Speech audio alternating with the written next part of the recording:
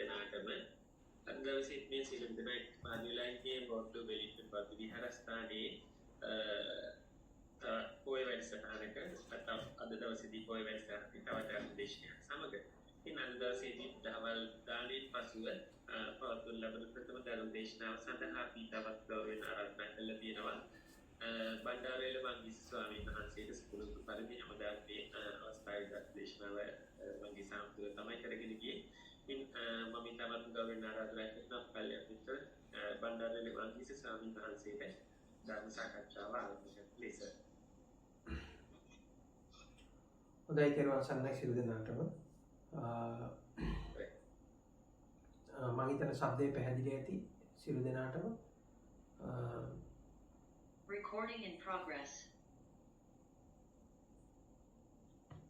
ඉතින් අපි සුපුරුදු පරිදි මේ පොය දවස් නිමිති කරගෙන මේ කරන වැඩසටහනේ හැමදාම වගේ අපි මේක දේශනයක් විදිහට වඩා සාකච්ඡාවක් විදිහට තමයි ගියේ. ඇත්තටම ඔබේ තියෙන ප්‍රශ්න ගැටලුත් එක්ක තමයි සාකච්ඡාව ගොඩනැගුණේ. ඉතින් අදත් මම ඔබට ආරාධනා කරනවා ඔබේ තියෙන ප්‍රශ්න ඉදිරිපත් කරන්න කියලා. ඊට පස්සේ ප්‍රශ්න වලට අනුකූලව අපි සාකච්ඡාව ගොඩනගමු.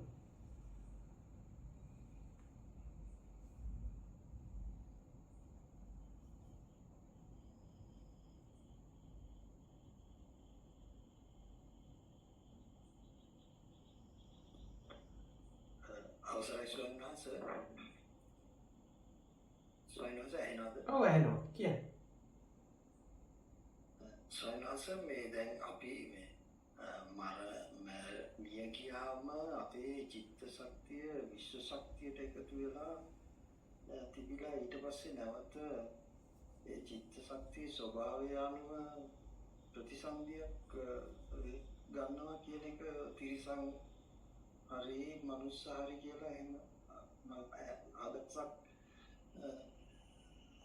ආවා මේක දේශනාවක් ඇත්තටම මේ අන්තර්ජාලයේ ශ්‍රවණය කරද්දී ඔව් ඒකේ අමුසි සත්‍යතාවයක් තියෙනවා කියලා පොඩ්ඩක්. දැන් එතනදී අපි මෙහෙම ගමු. දැන් පුනරුත්පත්තිය සහ පුනර්භවය කියන්නේ සර්ව සම්පූර්ණයෙන්ම අහසට පොළොව වගේ කතා දෙකක්. එතකොට දැන් හැබැයි මේක බොහෝ කාලයක් තිස්සේ දැන් ඔබට පරම්පරාවෙන් දෙමව්පියන්ගෙන් ඒ වගේම පොත්පත් වලින් ඒ වගේම විවිධාකාරයේ දේශන වලින් ඔබට ඇවිල්ලා තියෙනවා අදහසක් මේ කියන්නේ මේ පුනරුත්පත්තිය කියන අදහස ඇවිල්ලා තියෙනවා. එතකොට මේ පුනරුත්පත්තිය කියන අදහස ඇත්තටම මේ බුද්ධ ආගමේම තියෙන එකක් නෙමෙයි.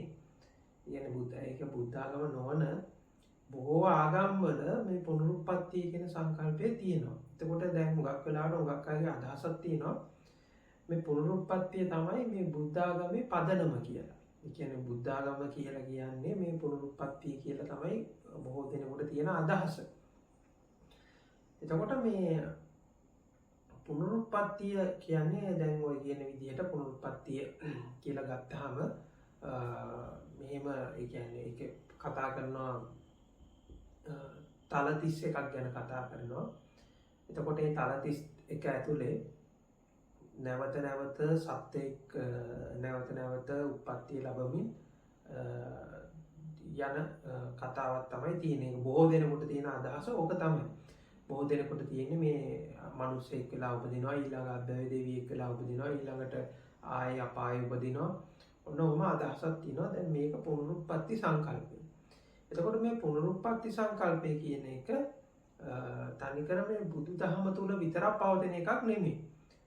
හැම ආගමකම උගතම බොහෝ ආගම්වල ඒක පවතිනවා. ඒ කියන්නේ විශේෂයෙන්ම ජෛන ආගමේ ඒ වගේම හින්දු කිව්වහම ලොකු එකක්. හින්දු කියලා ඇත්තටම ආගමක් තනි ආගමක් කියලා සඳහන් කරන්න බෑ. ඒකෙත් විවිධාකාර අදහස් ගොඩාක් තියෙනවා.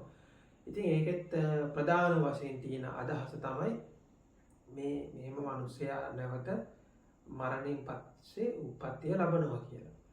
එතකොට සමහර වෙලට වෙනත් ආගම්වල දැන් උදාහරණයක් විදිහට අපි ක්‍රිස්තියානි දහමේ වුණත් පොදු විශ්වාසය. ඒකෙත් විශ්වාසයන් වල වෙනසක් තියෙනවා. එක එක්කිනාගේ පොදු විශ්වාසයක් තියෙනවා මිනිස්සයා මරණයෙන් පස්සේ ස්වර්ග රාජ්‍යයේ උප්පත්තිය ලබනවා කියලා.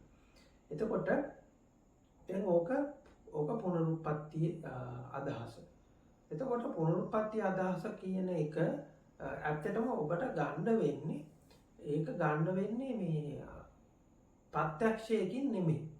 දැන් අපි තෝරගන්න ඕනේ ප්‍රත්‍යක්ෂය සහ විශ්වාසය. මේ ප්‍රශ්නෙට උත්තර දෙන්නකොට අපිට එන්න වෙනවා ප්‍රත්‍යක්ෂය සහ විශ්වාසය කියලා දෙකක් මම ඔබට කියනවා.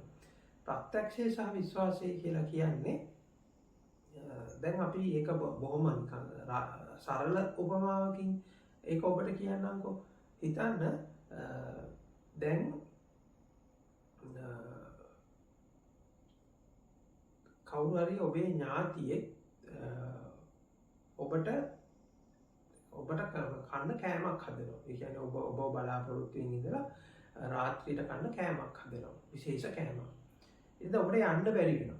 ඉතින් යන්න බැරි වෙලා ඊට පස්සේ ඒ උත්සවයට යනවා වෙන කෙනෙක් ගිහිල්ලා අර කෑම කාලා ඇවිල්ලා ඔබට කියනවා ඒ කෑම මෙහෙමයි ඒ කෑම වල රහ මෙහෙමයි කියලා ඔබට කියනවා. එතකොට ඔබට තියෙන්නේ ඒ කෑම වල රස පිළිබඳව මේ කියන්නේ ප්‍රත්‍යක්ෂයක් නෙමෙයි. එතකොට ඔබට තියෙන්නේ කෑම වල රහ ගැන ඔබ මවාගත්ත. ඒ කියන්නේ දැන් ඒ උත්සවයට සහභාගී වෙච්ච වෙනත් අය විසින් එක වෙලාවෙදි කියපු කතා අදහස් වලින් ගොන්න හරහා ඔබගේ මනසේ ගොන්නගාගත්තු චිත්ත රූපයක් තමයි තියෙන්නේ.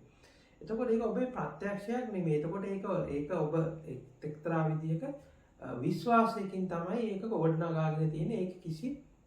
ඒක කිසි බරක් නැහැ. ඒ කියන්නේ ඔබම ගිහිල්ලා ඒ උත්සවයට සහභාගී වෙලා ඔබම කෑම කාලා ඒ කෑම ටික කාලා ඒ ඔබ ඒ වින්දනේ අත්දැකීම ඔබ ලබන්නේ නැතුව වෙන කෙනෙක්ගේ අත්දැකීමක් විස්තර කරනවා. එතකොට මේ විස්තර කිරීම හරහා ඔබ ගොඩනගා ගන්නවා කතාවක්. දැන් එතකොට මේ විස්තර කිරීම ඇතුලේ දැන් මෙහෙම බලන්නකො. දැන් මේ විස්තර කිරීම ඇතුලේ තවත් පොඩි ප්‍රශ්නයක් තියෙනවා. ඒ විස්තර කිරීම ඇතුලේ තියෙන ප්‍රශ්නේ තමයි එහෙම විස්තර කරනකොට දැන් ඔබ දන්නවා ඇති දැන් ඒක ඔබටත් ඇති අත්දැකීම.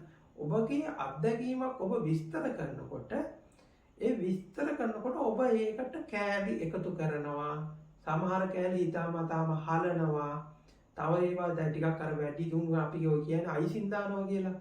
ඒ වගේ අයිසින් දාලා තව කෑලි එකතු කරලා තව කෑලි වට කරලා ඒ කතාව තව ටිකක් රසවත් කරලා අතින් දාලා තමයි කියන්නේ. එතකොට ඒ අත්දැකීම විස්තර කරනකොට ඒ කියන එකේ සර්ව සම්පූර්ණ සත්‍යයක් ඇත්තෙත් නැහැ. ඊළඟට දෙවෙනි එක ඒ අත්දැකීමක් විස්තර කරන්න ඇතරම් භාෂාවේ වචන වලින් ඒ අත්දැකීමක් විස්තර කරන්න බැරි. උදාහරණ විදිහට කෑමක තියෙන රසය කියන එක වචන වලින් විස්තර කරන්න බෑ. ඒක වචන වලින් විස්තර කරන්න බෑ. වචන වලින් විස්තර කරනකොටම අපි විස්තර කරන්නේ ඒක නෙමෙයි වෙනත් කතාවක් තමයි විස්තර කරන්නේ. එතකොට ඒක එක කාරණයක්. ඊළඟට තවත් දැන් ඔය ආගම සම්බන්ධයෙන් එනකොට දැන් හුඟක් ඒවා තියෙන්නේ ඔය අත්දැකීම. ඒ කියන්නේ වෙන කෙනෙක්ගේ අත්දැකීම කියන මට්ටමක් නෙමෙයි. දැන් ඔක තුනකට අපිට කඩන්න පුළුවන්. එකක් තමයි තමාගේ අත්දැකීම. තමන් අත්දැකපු දේ. දෙවෙනි එක තමයි වෙනත් කෙනෙක් අත්දැකපු දෙයක් අපි අහගෙන ඒක එහෙමයි කියලා හිතාගන්න එක. එතකොට ඒක අපේ අත්දැකීම නෙමෙයි. වෙන කෙනෙක් අත්දැකපු එකක් අපි ඒක අහලා අපි එහෙනම් ඒක එහෙම වෙන්නේ නැති කියලා අපි හිතා ගන්නවා. එතකොට ඒ දෙවෙනියට අපි ඒක එහෙම වෙන්නේ නැති කියලා හිතා ගන්නකොට ඒ අපේ අත්දැකීම නොවන එකක් නිසා එතකොට ඒකේ සත්‍යතාවයක් ඇත්තේ නැහැ. ඊළඟට තුන්වෙනි එක තමයි මේ ආගම කියන එකට යනකොට තවත් ඔය මං ඉස්සලා උත්සවයක කෑම කනවට වඩා හුඟක් එහාට ගිය කතාවක් තියෙනවා. එතකොට ඒක ඇතුළේ තියෙනවා ප්‍රවාද. එතකොට දැන් ඒක බලන් ගියන් පස්සේ ප්‍රවාද කියලා කියන්නේ මෙහෙමයි. ඒක බලන් ගියාම කාගවත් අත්දැකීමකුත් නෙමෙයි. කිසිම කෙනෙකුගේ අත්දැකීමකුත් නෙමෙයි. එතකොට අපි මේ පුද්ගලයාගෙන් අහුවොත් උදාහරණයක් විදිහට කවුරු හරි කෙනෙක් කිව්වොත් අපාය හෝ දිව්‍ය ලෝක ගැන විස්තරයක් කරනකොට ඔහුගේ මේ විස්තරේ අපි නැවත ක්‍රමානුකූලව අපි ප්‍රශ්න කරගෙන යනකොට කියනවා එයා ඒක දන්නේ නැහැ. එයාගේ ඒක අත්දැකීම නෙමෙයි. එක්කෝ එයා ඒක කවුරු හරි වෙන කෙනෙක් කවුරු හරි කියප එකක් අහගෙන එහෙම නැත්නම් මොකක් හරි පොතක තිබ්බ එකක් කියලා අහගෙන නැත්නම් කවුරු හරි ආම්දුරු කෙනෙක් හරි කවුරු හරි වෙන කෙනෙක්ගෙන් අහගෙන කියන එකක් නිසා ඇත්තටම එයාගේ අත්දැකීමක් නෙමෙයි එතනදී විස්තර කරන්නේ. එතකොට මේ ආගමක තියෙනවා මේ වගේ ප්‍රවාද ගොඩක්. ඒ කියන්නේ දැන් අපි ගත්තාම දැන් ඔබේ ජීවිතේ තියෙන අත්දැකීම් තියෙනවා සහ වෙන කෙනෙක්ගේ අත්දැකීමක් කියලා ඕන් කියන දෙයකින් ඕන් කියන විස්තරයක් අහලා ඔබේ ඔළුවේම හදාගන්න පින්තූරයක්. තුන්වෙනි එක තමයි විශේෂම එක. තුන්වෙනි එක තමයි අපි මේ කියන පුද්ගලයාත් එක්ක පොඩ්ඩක් කතා කරලා බලුවොත් ඒක ඔහුගේ අත්දැකීමක් නෙමෙයි. දැන් ඔහු අපාය විස්තර ගැන කියනවා. හැබැයි ඒක ඔහුගේ අත්දැකීමකුත් නෙමෙයි. ඔහුට එහෙම අත්දැකීමක් තිබිලාම නැහැ. ඇත්තේම නැහැ. එතකොට හැබැයි ඔහු එහෙම අහගත්තු කතාවලින් ඔහු ඒක මවලා රසවත් කරලා කියනවා. එතකොට මේ මවලා රසවත් කරලා කියනකොට එතකොට දැන් අරකටත් වඩා මේක බොහොම දියාරු තත්ත්වයට යනවා. එතකොට දැන් මේ ආගමක තියෙනවා ඔන්න ඔය වගේ මට්ටම් තුනක්. එතකොට ඔය දෙවනි මට්ටම සහ තුන්වෙනි මට්ටම කියන එක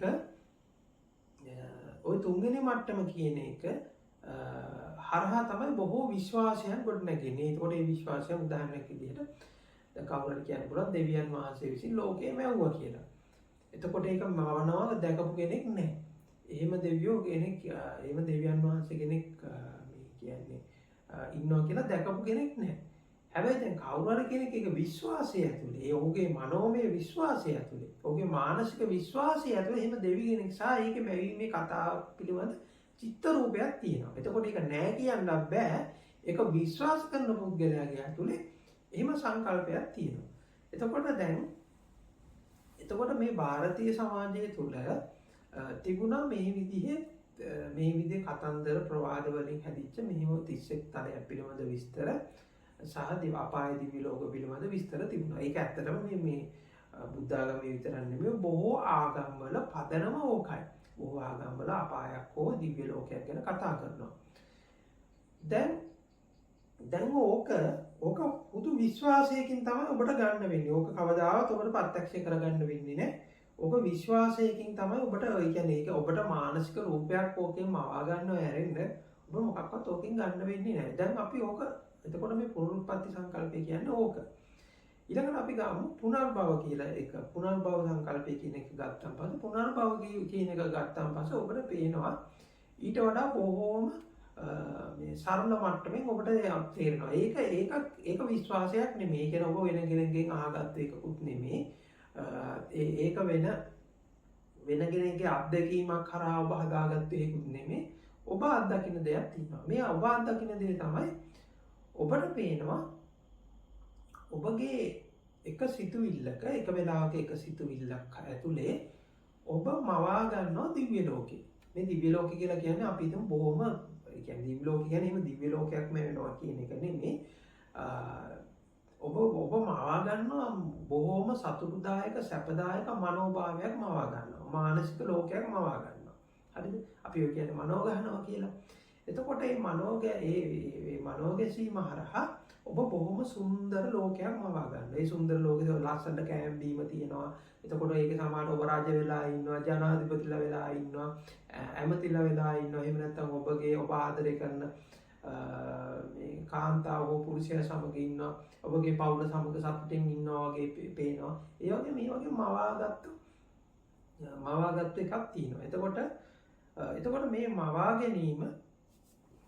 එතකොට මේ මවා ගැනීම ඇතුලේ ඔබ ජීවත් වෙනවා. එතකොට මේ මවා ගන්න මේ ලෝකය ඇත්තටම කොහොමද පවතින එකක් නෙමෙයි.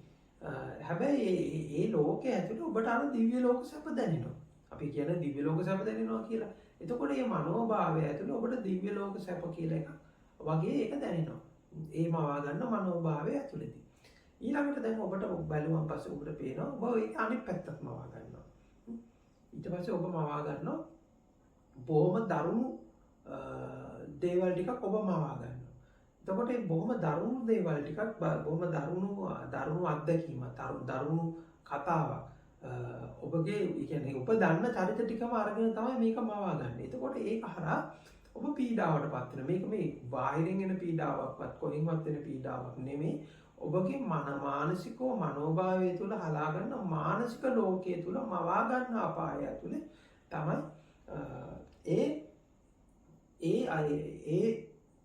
ඒ මනෝභාවය ඇතුළේ තමයි ඔබ අපාය කියන එක මවාගන්න. ඒ අපාය දුක කියන එක මවාගන්න. එතකොට මේ විදිහට මේ පුනර්භව කියලා කියන්නේ අර පුනරුත්පත්තිය නෙමෙයි. එතකොට දැන් පේනවා ඔබ එක සිතුවිල්ලකින් තව සිතුවිල්ලකට මාරු වෙනකොට ඇත්තටම මේ ඔබ එක සිතුවිල්ලකින් තව සිතුවිල්ලකට යනවා නෙමෙයි. එක සිතුවිල්ලක ඔබ ඉඳලා ඊළඟ සිතුවිල්ලට ඔබ යනවත් නෙමෙයි. එක සිතුවිල්ලක ඔබ කියන චරිතය සමහරට රජ කෙනෙක් විදිහට එහෙම නැත්නම් මේ බොහොම සතුටුදායක මේ සතුටින් ඉන්න කෙනෙක් විදිහට ඒකේ මැවෙනවා. ඊළඟ එකේදී ඔබ කියන චරිතේ මැවෙන්නේ සමහරට බොහොම දුක් විඳින බොහොම පීඩාකාරී දෙයක් විදිහට. එතකොට මේ පළවෙනි චරිතෙත් නෙමෙයි දෙවෙනි එකේ මැවෙන්නේ. එතකොට මෙන්න මේ මනෝභාවයන් ටිකක් මැවෙනවා. එතකොට මේ මනෝභාවයන් ඇතුළේ සමහර වෙලාවට ඔබට අවුරුදු ගණන් කාලය දැනෙනවා. අවුරුදු ගණන් කාලය දැනෙනවා. සමහර කල්ප ගණන් ඊටත් එතනින් එහාට ගිහිල්ලා දැනෙන්න පුළුවන්. ඒ කියන්නේ මේක හැදෙන ඇතුළේ හැදෙන කතාවට සාපේක්ෂව. එතකොට දැන් මේ මනස විසින් ගොඩනගන මේ කතාවට සාපේක්ෂව මේ කතාවේ තියෙන බරපතලකමට සාපේක්ෂව ලොකු කාලයක් දැනෙනවා. ලොකු කතාවක් දැනෙනවා. එතකොට මේ කතාව දැනෙන එක එතකොට එක මනෝභාවයක තියෙන එකක් නෙමෙයි තව මනෝභාවයක. එතකොට එක මනෝභාවයක ඉන්න ඔබ කියන පුද්ගලයා නෙමෙයි ඊළඟ මනෝභාවයෙත් ඉන්නේ. හරිද? එතකොට එක මනෝභාවයක දිවි ලෝකය වගේ තියෙනවා. තව මනෝභාවයක තියෙනවා අපාය වගේ තියෙනවා. හරිද? එතකොට දැන් මෙන්න මේක ඔබ දැක්කනම් මේක විශ්වාසයෙන් ගත්ත කතාවක් නෙමෙයි. කොහෙත්ම විශ්වාසයෙන් ඔබ දැකපු විශ්වාසයේ හරහා ගොඩනැගිච්ච කතාවක් නෙමෙයි. ඒක ඔබට ප්‍රත්‍යක්ෂව දැනෙනවා. ඒක ඔබ පොඩක් ඔබ නිරීක්ෂණය කරොත් ඔබට දැනෙන්න ගන්නවා මේ මනෝභාවයන් ඇතුළේ ඔබ අපායම් මවනවා, දිව්‍ය ලෝකෙත් මැවෙනවා, ඊළඟට බ්‍රහ්ම ලෝකෙත් මැවෙනවා, ආයි මනුස්ස ලෝකෙත් මැවෙනවා. හරිද? එතකොට මේ මැවීම හරහා ඒක ඇතුළේ මේ ඇත්තට මැවෙනවා කියලා කියන්නේ එහෙම එකක් ඇත්තටම තියෙනවා කියලා ගන්න එක. මේ එහෙම මානසික ස්වභාවයක් මැවෙනවා.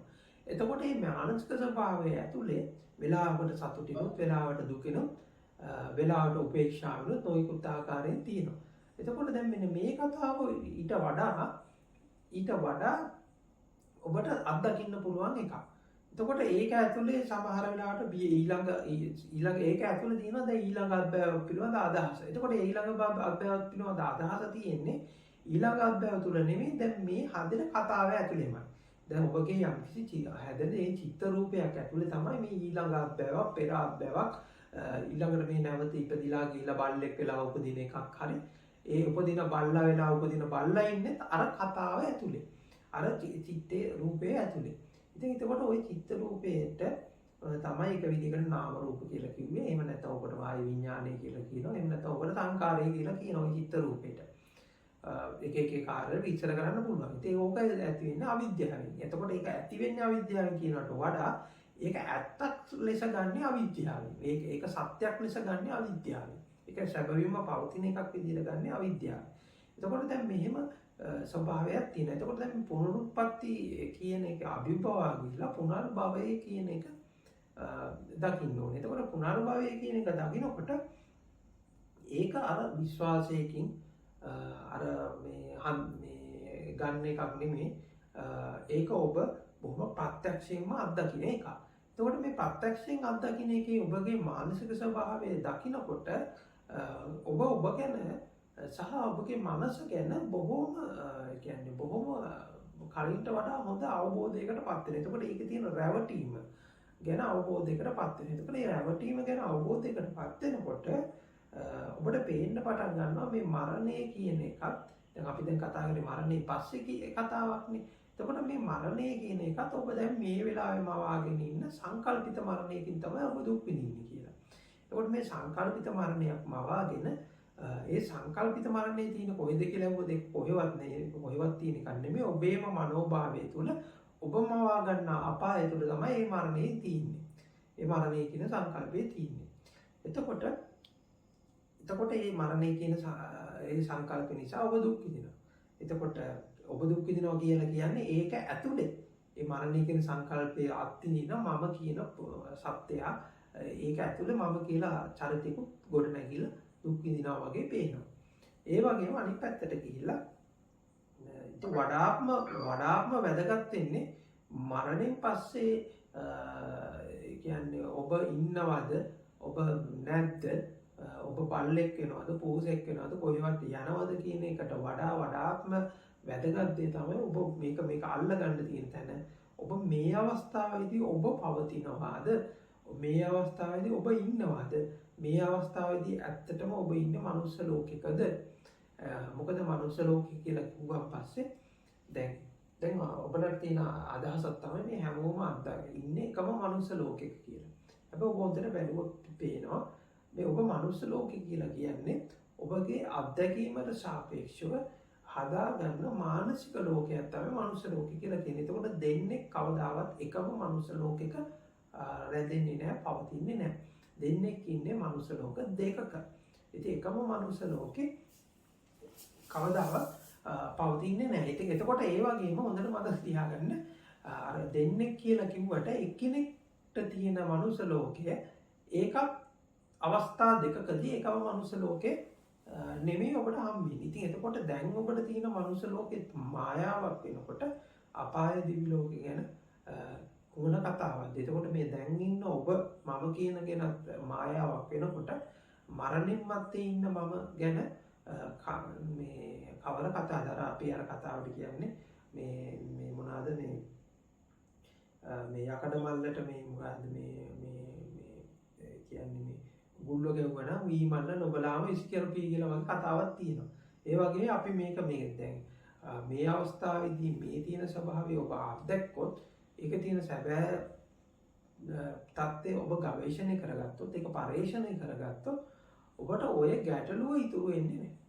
ඔය ගැටලුව ඇත්තටම ඇති වෙන්නේ මෙහිම අනවරතව පවතින මම කියන සත්‍යේ පවතිනවා. ඒ වගේම මේ ලෝකයක් එම අනවරතව පවතින ලෝකයක් පවතිනවා කියන දෘෂ්ටිය හරහා තමයි ඔය සියලුම තල සියලුම දේවල් ආත්මකින් ආත්ම කියන්නේ ආත්මෙන් ආත්මයකට උත්පත්තිය ලබන සත්‍ය පුද්ගලෙක් පිළිබඳ අදහස එන්නේ.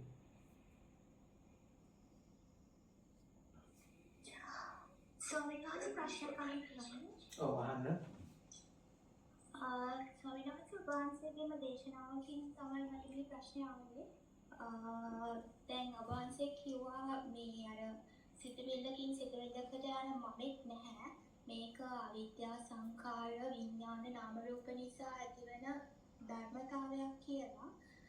ඔබ වහන්සේ ඒක එක්ස්ප්ලেইন කරන්නේ අර මේ හොල්මනක් ගැන තියෙන මේ උදාහරණයක් අරගෙන අන්තිමට ඒ හොල්මන ගැන කිව්වේ කවුද කියලා කොහම ඒක ආච්චි කිව්වා කියලා කියන ආච්චිගෙන් මම 100ක් කිව්වා කියලා කියන ඒකට ආච්චි කියන 100න් අහනකොට එයා කියනවා අර ඒ දෙන්න අතර තියෙන ඩිස්පියුට් එකක් කියලා අන්තිමට කියපු කෙනෙක් නැහැ කියලා තැනකට එනවා හම්තරනේ. එතකොට මම අහන මගේ පළවෙනි ප්‍රශ්නේ තමයි දැන් නාම රූප විඥාන කියන තැනට එනකොට අනිත් හැම ධර්මතාවයකම ඔබ වහන්සේ කියන්නේ අර ඒක ඉන්ටර්ඩිපෙන්ඩන්ට් කියලා අන්‍යෝන්‍ය වශයෙන් පවතිනවා කියන එක තමයි කියන්නේ. එතකොට හම්තරනේ දැන් නාම රූප කියන තැනට එනකොට එතනින් තමයි අර මොකක් හරි ඔබ්ජෙක්ට් එකක් අපි රෙකග්නයිස් කරගන්න තැනට වෙනකම් එන්නේ. එතකොට හම්තරනේ රෙකග්නිෂන් එක ගන්න තැනදී අපිට කොහෙන්ද ඒ රෙකග්නිෂන් එක ලැබෙන්නේ? මගේ පළවෙනි ප්‍රශ්නය. දෙවෙනි එක තමයි එතකොට එතන කෙනෙක් නැත්තම් ඒ මතකය කියන එක ස්ථාවර දෙයක්ද? ස්ථීර දෙයක්ද? එතකොට එතනට ඒ එස්ටැබ්ලිෂ්මන්ට් එක ඇති වෙන්නේ කොහොමද? ඒ ප්‍රශ්නෙට මට උත්තරයක් දෙන්න බලන්න හන්දේ මම ඊට පස්සේ මම අනිත් ප්‍රශ්නේ අහන්නම්. ඉස්සෙල්ලා අපි තෝරගන්න ඕන එක තමයි පටිච්ච සමුප්පාදය සහ පටිච්ච සමුප්පන්න ධර්ම කියන්නේ දෙකක්. ඒ කියන්නේ දැන් අපි මේ පටිච්ච සමුප්පාදය කියන එක අපි මේ අතර පටිච්ච සමුප්පාදය කියන එක මේ මොඩල් එකක් අපිට මේ ධර්මයේ කියන එක තෝරගන්න. ධර්මයේ කියන්නේ මේ පොතේ තියෙන ධර්මයේ නෙමෙයි. ධර්මයේ කියලා කියන්නේ ඔබ මේ වෙලාවේ ඔබ එක්සිස්ට් වෙනවා. මේ වෙලාවේ ඔබ පවතිනවා. මේ වෙලාවේ ඔබට ලෝකයක් තියෙනවා, අත්දැකීමක් තියෙනවා. ඒක විස්තර කරගන්න පාවිච්චි කරන මොඩල් එකක් තමයි පටිච්චසමුප්පාදය කියලා කියන්නේ. ඒකෝට පටිච්චසමුප්පන්න ධර්ම සහ පටිච්චසමුප්පාදය කියන්නේ දෙකක්. ඒකෝට පටිච්චසමුප්පාදය කියන්නේ පටිච්චසමුප්පන්න ධර්ම සහ පටිච්චසමුප්පාදය කියන්නේ දෙකක් කියන එක මම ඔබට උපමාවකින් විස්තර කරන්නම්. ඒ උපමාව තමයි දැන් මම ඔබට කියනවා ඇඹුල් රස මට විස්තර කරන්න කියලා. එතකොට දැන් ඇඹුල් රස ගැන ඔබේ තියෙන අත්දැකීම එකක්. ඒක විස්තර කරන්න ගියම ඔබ ඒකට ගැන කියනවා මේක නිකන් නිකන් ඇඟ නිකන් හිවි වැටිලා යනවා. මේක නිකන් අමුතු මේ එකක් එනවා නිකන් අන්න ඒ වගේ ඔබ දැන් මේ විස්තර කරන වචන හදනවා. පැහැදිලිද මම මේ කියන්නේ හදන්නේ? එතකොට මේක දැන් ඇඹුල් රස කියනක විස්තර කරන ඔබ දැන් හදනවා. දැන් ඔබ මේක ඔබ මේක උත්සාහ කරනකොට ඔබට තේරෙයි ඔබ කොයිතරම් අපහසුතාවයකටපත් වෙනවද කියලා ඒක විස්තර කරන්න ගිහිල්ලා. හරිද? දැන් මේ වෙලාව මම ඔබට කියන ඇඹුල් රස කියනක වචන වලට මට විස්තර කරන්න. මම කවදාවත් ඇඹුල් රහ කාලත් නැහැ. මම දන්නෙත් නැහැ. මම කවදාවත් දෙහි ගෙඩියක් කාලා නැහැ. දෙහි ගෙඩියක රස දන්නේ නැහැ. මට ඒක විස්තර කරන්න කිව්වම ඔබ ඒක විවිධාකාර ක්‍රමවලින් විවිධාකාර දේවල් දාලා උත්සාහ කරලා ඒක කියන්න උත්සාහ කරනවා. එතකොට මේ විවිධාකාර වචන දාලා විවිධාකාර ආකාරයෙන් විස්තර කරන්න උත්සාහ කරනකොට ඒ උත්සාහ කරන වචන වලට අපි කියනවා පටිච්චසමුප්පන්න ධර්ම. ඒ කියන්නේ අපි තුන් පටිච්චසමුප්පාදය කියන්නේ දෙහි වල රස එහෙම නැත්නම් ඇඹුල් රස නම් ඒක විස්තර කරන්න ඕව එක එක විදිහට දඟලන විදිහ ඒකට අපි කියනවා පටිච්චසමුප්පන්න ධර්ම. එතකොට දැන් එතනදී අපි තෝරගන්න ඕන එකක් තමයි මේ එතකොට අවිද්‍යාව සංකාර විඥාන නාම රූප කියලා අපි එක විදිහකට තියෙනවා. තවත් එකකින් ඉදි සතින් හොදී එහෙම නැත්නම් මේ ඇති කල්ලි මේ වේ කියලා තවත් ක්‍රමයකට ඔය පටිසම්පාද විස්තර කරන්න. ඉතින් එක විදිහට මේක විස්තර කරන ආකාර තියෙනවා. ඒක කියන්නේ බොහොම බහුතරයක් පාවිච්චි කරන තමයි අවිද්‍යාව පත්‍ය සංකාර කියන එක. එතකොට මේක ලීනි එකක් නෙමෙයි. ඒ කියන්නේ මේක මෙහෙම ගලාගෙන යන එහෙම එකක් නෙමෙයි. උගක් අයට අදහසක් තියෙනවා මේක මේ ගලාගෙන කියන්නේ එකකට පස්සේ තව එකක් හට ගන්නවා කියලා. එකකට පස්සේ තව එකක් හට ගන්නවා නෙමෙයි. මේක එකම විස්තර කරන එකම එක පැති වලින් විස්තර කරන එකක්. දැන් හිතන්නකෝ දැන් මට කියන්නේ මට දැනගන්න ඕන ඔබ කවුද කොහොමද ඔබේ හැඩරුව කොහොමද කියලා දැනගන්න ඕනේ. එතකොට දැන් ඔබේ හැඩරුව කොහොමද කියලා බලලා ඔබගේ ඉස්සරහා පැත්තෙන් කියන ඔබගේ එක ෆොටෝ එකක් එවනවා මට. ඊට පස්සේ ඒ ෆොටෝ එක එවුවට පස්සේ ඒකෙන් යම් කිසි අදහසක් ගන්න පුළුවන්. එතකොට ඔබගේ තව පැත්තකින් ෆොටෝ එකක් එවනවා. හරි.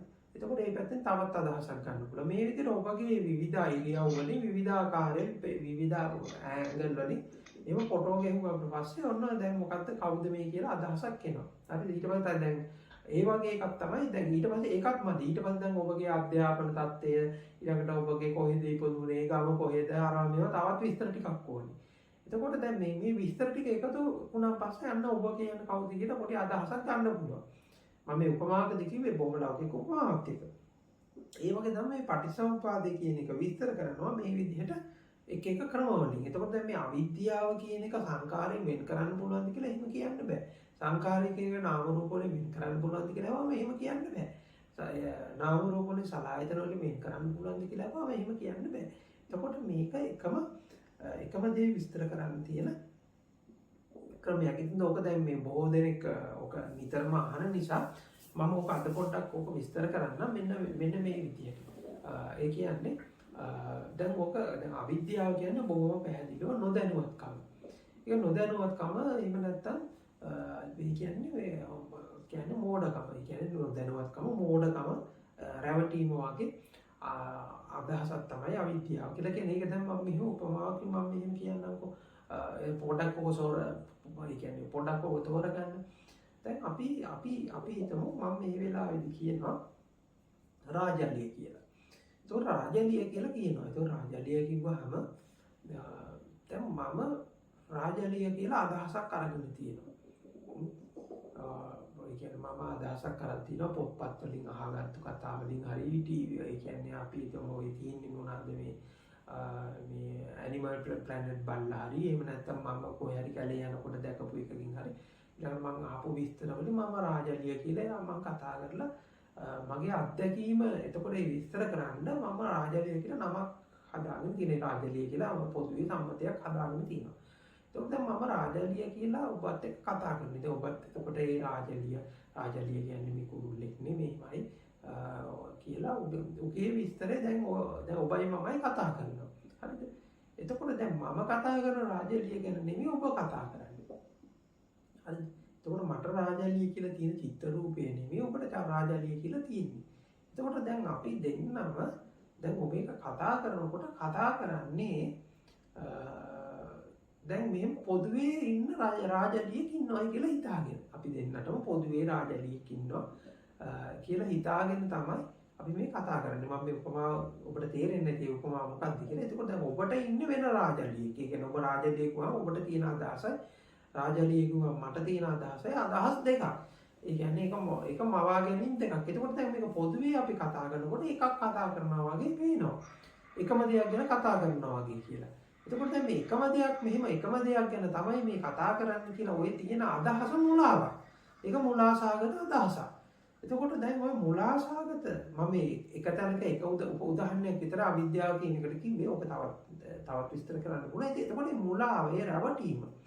එතකොට මේ මුලාව, ඒ රැවටීමට අපි කියනවා මේ මුලාව රැවටීමට කියනවා අපිගේ අවිද්‍යාව කියලා. එතකොට මේ මුලාව රැවටීම තුළ අපිට තියෙනවා දැනීමක්. ඒ කියන්නේ පවතින ඒ කියන්නේ දැන් අර අපි කිව්වේ අර රාජලිය කියලා. එතකොට මේ රාජලිය කියන එක කොහොමවත් පවතින රාජලියක් නෙමෙයි. හරිද? ඒක දැන් පවතින රාජලියක් නෙමෙයි. ඒ පවතින රාජලිය මම රාජලිය කියලා ගන්න අදහසද පවතින්නේ?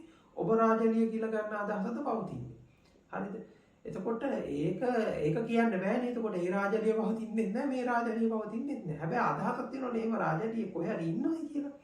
එතකොට එහෙම රාජලිය කොහේ හරි ඉන්නවයි කියලා තියෙන ඒ අදහස එක රාජලිය පවතිනවා කියලා ඒ දැනීම තියෙනවා. අන්න ඔය දැනීමටම තමයි විඥානය කියලා කියන්නේ එක විදියකට. තව විග්‍රහ කරන්න පුළුවන්. මම දැනට මේ කෙටියෙන් ඔක විස්තර කරන්න. එතකොට දැන් අවිද්‍යාවම තමයි විඥානය වෙන්නේ. ඊළඟට මේ දැනීම එතකොට මේ දැනීම කියන එක දැන් අපි සංස්කාරය එහෙම නැත්නම් අපි මේ විඤ්ඤාණය කියන්නේ සංකාරය එහෙම නැත්නම් අපි ඔය ඉන්න නිකන් මේක නිකන් ඒක දැන් ඔය රාජලිය කියන එක අර කිව්වාගේ අදහස් ගොන්න සංකල්ප ගොන්න එකතුවක්. ඒක හරහා සංස්කරණය වෙලා හැදිච්ච එකක්. ඒක දැන් කොහොම සරල උදාහරණයකින් මෙහෙම කියන්න. දැන් හිතන්න ඔබ ෆිල්ම් එකක් බලනවා. එතකොට මේ ෆිල්ම් එක බලනකොට මේ ෆිල්ම් එකේ මේක ෂූට් කරලා තියෙන්නේ එක එක රටවල් වල එක එක තැන්වල. සමහරට ෆිල්ම් එකේ අන්තිම සීන් එක තමයි ඉස්සලා ෂූට් කරලා තියෙන්නේ. ඊළඟට මේ නළු නිළියෝ මේකට සම්බන්ධ නැහැ. නළු කිසිම සම්බන්ධයක් නැහැ අර ෆිල්ම් එකේ තියෙන චරිතවලට.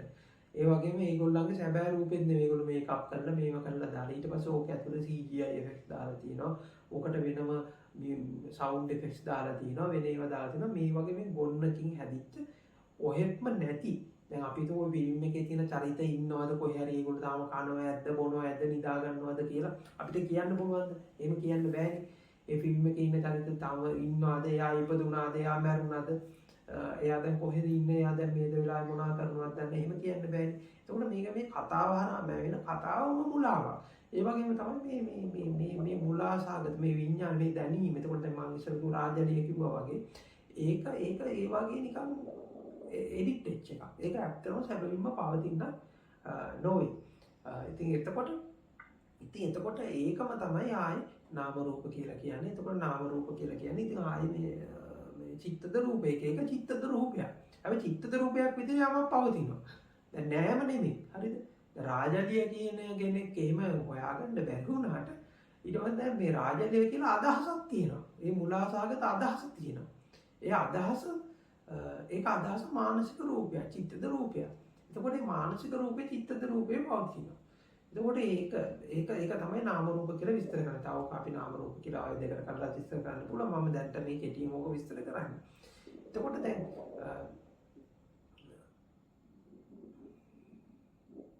ඊට පස්සේ එතනින් යාරිගල සලායතන කියලා කියන්නේ. එතකොට දැන් මේ සලායතන කියලා කියන්නේ දැන් ඊට පස්සේ දැන් මෙහෙම රාජලිය කියලා එක ආවට පස්සේ එතකොට එන රාජලියත් අත්විඳින කෙනෙක් ඉන්නවා. එතකොට රාජලිය කියන එක බාහිර තියෙනවා.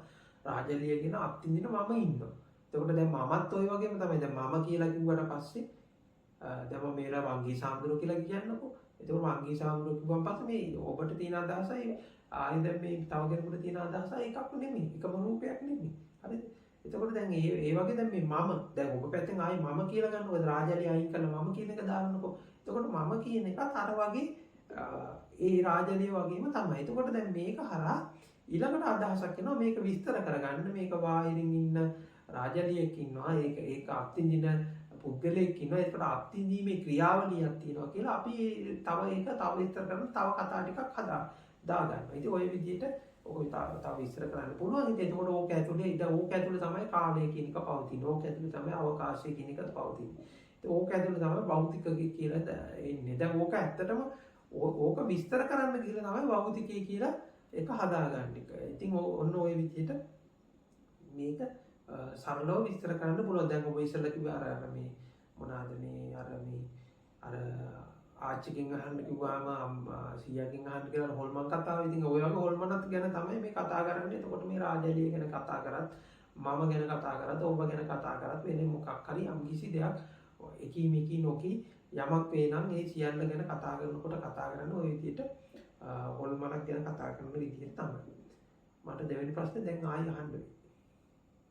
අවතරනේ මේ ඒ ටික හොඳටම පැහැදිලි. අර දැන් ඔබ වහන්සේගේ වංගී සාමුද්‍රෝ කියන එක ගත්තාම මට එන චිත්තජ රූපේ නෙමෙයි මෙතන තව කෙනෙක්ට ඉන්න පුළුවන්. නමුත් අර හාමුදුරුවෝ කියන මේ සිතුවිල්ල ගත්තොත් එහෙම ඒකට එන කැරක්ටරිස්ටික්ස් වෙනස් වෙන්න පුළුවන්. නමුත් අර හාමුදුරුවන් කියන එකේ තියෙන සිම්බලික් ඉෆෙක්ට් එක තියෙනවානේ. එතකොට මම අහන්නේ ඒ වගේ එහෙම යන ස්ථීර ධර්මතාවයක් ඔබ හිතනවාද හාමුදුරුවෝ කියන සිම්බලික් එක තියෙනවා කියලා? දැන් ඒක රැවටීමටපත් වෙන්නේ මෙහෙමයි. දැන් මේකේ සාමූහික මෝහණයක් පවතිනවා. ඒ සාමූහික මෝහණය කියන්නේ දැන් හිතන්නකෝ දැන් ඔබ ඇසුරු කරන්නේ වටේ අය ඇතුළේදී ඒ හැමෝම ඉන්නේ සාමූහික මෝහණය තුල. එතකොට සාමූහික මෝහණය ඇතුළේදී හැමෝම කතා කරනකොට දැන් මේ විස්තරي කතා කරනකොට හැමෝම එක පවතින. දැන් හාමුදුරු කෙනෙක් කියන එක. ඔය පුංචි දරුවෙක්ගෙන් අහුවොත් ඌට හාමුදුරු කෙනෙක් කියන එකක් පවතින්නේ නැහැ. එහෙම නැත්නම් කවදාවත් හාමුදුරු කෙනෙක් දැකලා නැති ගෝත්‍රිකයෙකුට හාමුදුරු කෙනෙක් කියන එකක් පවතින්නේ නැහැ. ඒ හාමුදුරු කියන එක එහෙම නැත්නම් ඔබ දකින ඔබට හාමුදුරු කියලා එන අදහස කිසිම විදිහක අපි හිතමු අපේ මුස්ලිම් බැතිමතෙකුට ඇති වෙන්නේ නැහැ. මේ හාමුදුරු කෙනෙක් කියලා ඒ අදහස ඇති වෙන්නේ. ඒකට හාමුදුරු කියන එකට සිම්බලික් එකක් ඒක නිකන් පොදුවේ තියනවා වගේ පෙනුනට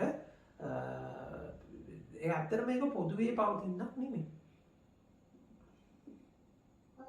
ඒක තව සුටක් මයික්‍රොස්කෝපික් කරලා හාමුදුරනේ දැන් අපි හරි පවතින කෙනෙක් ඉන්නවා කියන හරි ඒ ඔක්කොම අයින් කරලා කෙනා කියන එක ගත්තොත් එහෙම එතනදී කෙනෙක් දෙයක් වගේ ඒ තත්ත්වයට අපි ඒ ශුද්ධ කරලා ගත්තොත් ඒ ශුද්ධ කරලා බලන්න එතකොට ආයෙ ඔබ කොහොමද එතන එන්නේ කියලා. ඒ ආයෙ ඔබ යමක් කියලා මොකක් හරි ගන්නකොටම ඒ යමක් කියලා ගන්නකොටම ඒ ගන්නෙ මොකද්ද කියලා බලන්න. ඒක ඔබ එඩිට් කරලා ඒ කියන්නේ ආයෙ ඒක එඩිට් කරලා මේ කියන්නේ සංස්කරණේ මොන විදියට ගත්තොත් කොච්චර තව ඔබ කැලි වලට කඩලා බැලුවත් කොච්චර කැඩුවත් ආයි ඒ විදිහම සංකල්පයක් තමයි හදාගන්නේ. හාමුදුරනේ මගේ ප්‍රශ්නේ අහන්නද ඒකත් එක්ක එහෙනම්? අහන්න. ඉක්මනට අහන්න. එතකොට අනිත් අයට අවස්ථාව දෙන්න පුළුවන්. හරි. එතකොට හාමුදුරනේ මම අහන්නේ මේක නම් මම ගත්තේ මේ සූත්‍ර වලින් තියෙන එකකින් මට මේක පැහැදිලි කරගන්න ඕනේ හින්දා අර අදිමුත්ත තේරුන්නේ කතාවේදී අදිමුත්ත තේරට වහන්සේව මරන්න හොරු ගෑලක් කෙනෙකුට හාමුදුරුවෝ කියනවා මම වන්නේමි හිටියා කියලා කෙනෙකුත් නැහැ ඉන්නවා කියලා කෙනෙකුත් නැහැ සංස්කාරයන් වල මේ විසිරයාමක් විතරයි තියෙන්නේ ඒ නිසා මරණය ප්‍රශ්නයක් නැහැ කියලා කියනවා. එතකොට හාමුදුරනේ අර මම අහන ප්‍රශ්නේ තමයි දැන් එතන තියෙන්නේ ඒ වගේ එහෙම සංස්කාරයන් වල නිදියාමක් නම් ඒ කියන්නේ මම කියලා ගන්න තිබ්බ කෙනෙක් හෝ ඉදිරියට එන්න කෙනෙකුත් නැත්නම් අර අපි මේ ගන්න ඩෙන්ටිටි එක ගන්නෙ කොහෙන්ද? අපිට මේ ඩෙන්ටිටි එක එන්නේ කොහෙන්ද කියන එක තමයි මගේ ප්‍රශ්නේ. මම දන්නේ ඒක පැහැදිලිද? ඩෙන්ටිටි කියලා කිව්වේ ඔබේ අයිඩෙන්ටිටිය. එහෙම නෙවෙයි හම්බුනේ. දැන් ඒ ධර්මයට සාපේක්ෂව අපේ පෘථග්ජන මට්ටම ගැන තමයි මම අහන්නේ. මට ඒක හරියට අහගන්න තියෙන නෑ ඒක තමයි දැන් ඔබේ පැත්තෙන් ඒක බලන්න. දැන් මෙහෙමයි දැන් ඔක මම බොහොම පැහැදිලිව කියන්නේ පොතේ තියෙන කතාව ඒක කියුවට කමන්නේ ඒකෙන් අදහසක් ගත්තට කමන්නේ. හැබැයි ඒක සහ ඔබගේ අත්දැකීමෙන් ගන්න එකයි කියන එක ආසට පොළොව වගේ දෙකක්. ඉතින් දැන් ඒක දැන් ඒ කියන්නේ දැන් ඉස්සෙල්ලාම දැන් ඕකේ ඔබේ ප්‍රධානම ඩෙන්ටිටිය මම කියන එකනේ. ඔබේ ඔව් එතකොට දැන් මේ මම කියලා කියන්නේ මොකටද කියලා බලන්න. මොකද්ද මේ මම කියන්නේ? එතකොට මේ මම කියන්නේ මොකටද? මම කියලා ඇත්තටම මම කියන එකට ඔබටත් හරිය අදහසක් නෑ. ඔබටත් දැන් අවස්ථා දැන් ඉස්සෙල්ලා ඔබ අහපු අර මතකයේ පිළිබඳ ප්‍රශ්නෙටත් ඒක එනවා. දැන් ඔබ අවස්ථා 10කදී මම කියලා බලනවා. මම කියලා බලනකොට අවස්ථා 10කදී තියෙන එකම අදහසද? ඉතින් අදහස් 10නේ. එතකොට දැන් අපි දැන් මම කතා කරන්න ඕනේ ඒ කොයි මම ගැනද? මේ මොහොතේ කෙනා. මේ මොහොතේ එක්කෙනා කියලා කිව්වේ කොයි එක්කෙනාද? කෙනෙක් දැන් කියන එක ඇහෙන process එක. මට කෙනාව පෙන්වන්න බෑ. ඔව් දැන් ඒකේ මොන කෙනාද? දැන් ඔබ කිව්වා 10 දෙනෙක් ගැන කතා කරන්න. දැන් මේ වෙලාවේ ඉන්න කෙනෙක් ගැන කතා කරන්නේ. ඒ මොන කෙනාද? දැන් කෙනා හම්බුනේ. එහෙම කියන්න බෑ. ඔව් ඒක පොඩ්ඩක් බලනකොට ඔබට තේරෙයි ඔය ප්‍රශ්නේ වළංගු භාවයේ නැතු යනවා කියලා. දැන් දෙවෙනි කතාව තමයි දැන් මේ ප්‍රශ්නයක් කියන්නේ මොකක්ද? දැන් මේ ඔක එක හොඳට මතක තියාගන්න ඕනේ ප්‍රශ්නයක් කියන්නේ ඇත්තටම පවතින එකක් නෙමෙයි. ප්‍රශ්නය කියන එකත් ඔය වගේ කොහෙවත් නැති හොල්මන් ටිකක් එකතු කරලා ඒ හොල්මන් වලින් අරගෙන අර මං කිව්ව අර දැන් අපි දැන් අර ෆිල්ම් එකක් බලලා දැන් ෆිල්ම් එකේ ඉන්න චරිතය මේ වෙලාවේ කනවද දන්නේ නැහැ. යා රැයට මොනවා කෑවත් දන්නේ නැහැ කියලා කවුරු හරි හිතා ඉන්නවා. එතකොට අපි අර කියන්නේ පිස්සුද කියලාද නැද්ද කියලාද කියන්නේ? පිස්සු කියලා. ඒක තේරෙනවනේ ඒක පිස්සුවක් කියලා. හරිද? දැන් අපි ෆිල්ම් එකක් බැලුවා කියලා. හරිද? අපි ඒ චිත්‍රපටියේ ඉන්නවා චරිතයක් මොකක් හරි චරිතයක්. එතකොට දැන් ෆිල්ම් එක බලලා ඉවරලා කල්පනා කරනවා දැන් එයා කොහෙද ඉන්නේ මේ වෙලාවේ? එයා දැන් රැයට කෑවත් දන්නේ නැහැ. එතකොට එයා ඉපදුනාත් දන්නේ නැහැ, මැරුණාත් දන්නේ නැහැ. තේරුණාද මම මේ කියන්නේ? එතකොට ඔය වගේ කොහෙවත් නැති හොල්මන් ටිකක් එකතු කරලා හොල්මන් ප්‍රශ්නයක් හදා ගන්නවා. එතකොට හොල්මන් ප්‍රශ්නේ තියෙන හොල්මන් ස්වභාවය තමයි ඔබ දකින්න ඕනේ. මොකද හොල්මන් ප්‍රශ්නයකට දෙන්න වෙන්නේ ඔබට මට දෙන්න වෙන්නේ හොල්මන් උත්තරයක් විතරයි. ඔබ සතුටු කරන්නේ తాවකාලිකව සතුටු කරන හොල්මන් උත්තරයක් දෙන්න පුළුවන්. දෙන්න වෙන්නේ හොල්මන් උත්තරයක්. මොකද ප්‍රශ්නේ හොල්මන් උත්තරයක් වෙන නිසා. හරි හම්බුනේ ගොඩක් පිං. ඔව්.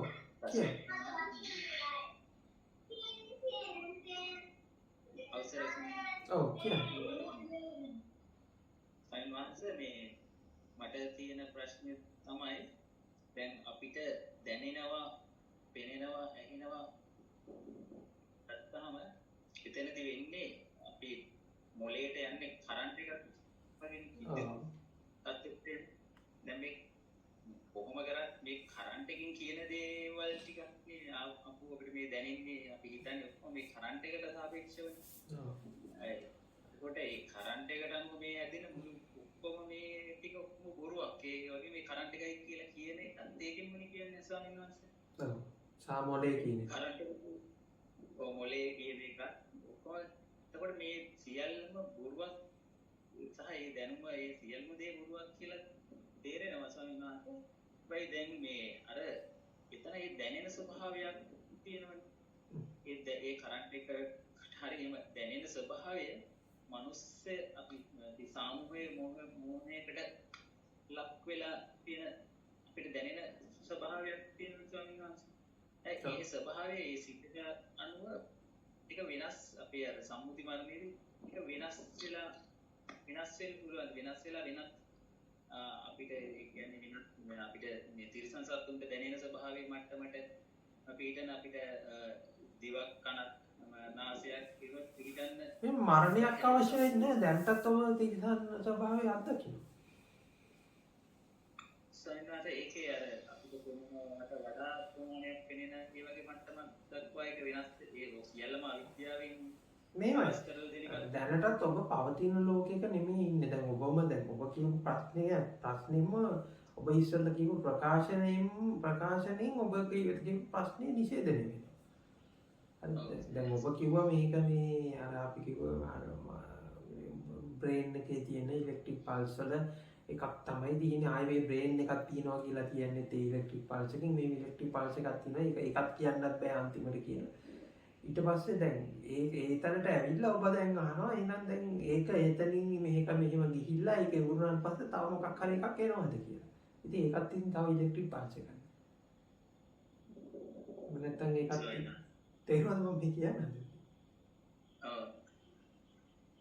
තේරෙනවා සයන්ස් අර මේ නමුත් එතනින් දැන් මේක ඔක්කොම බොරුවක් කියලා තේරුණා අපි සාමාන්‍යයෙන් මේ ජීවිතේ ගත කරද්දී අපිට ඒක ඒලා සැන්සර් එක අපිට නෑ මෙහෙමයි දැන් සාමාන්‍ය ජීවිතය කියන එක ඔක බොහොම සරලව කියන්න පුළුවන් ඔබට දැන් මේ සාමාන්‍ය ජීවිතය කියලා කියන්නේ තායි ඔබ මේ ඒ කියන්නේ ඔබ මවාගත්තු කතාව දැන් මම ඔබෙන් ඔබ මොකක්ද සාමාන්‍ය ජීවිතය කියලා ඔබ මොකක්ද සාමාන්‍ය ජීවිතය කියලා කියන්නේ දැන් ඔබ සාමාන්‍ය ජීවිතය ඔබ දැන් මේ වෙලාවේ එකක් හදනවා කතාවක් හදනවා සාමාන්‍ය ජීවිතේට ඒට කන විදිය අනිත්‍ය කන විදිය ඊළඟ අවුරුද්දේ ඉන්න විදිය ඔබ හදනවා එතකොට හදන සාමාන්‍ය ජීවිතේ ඔහෙත් තියෙන්නේ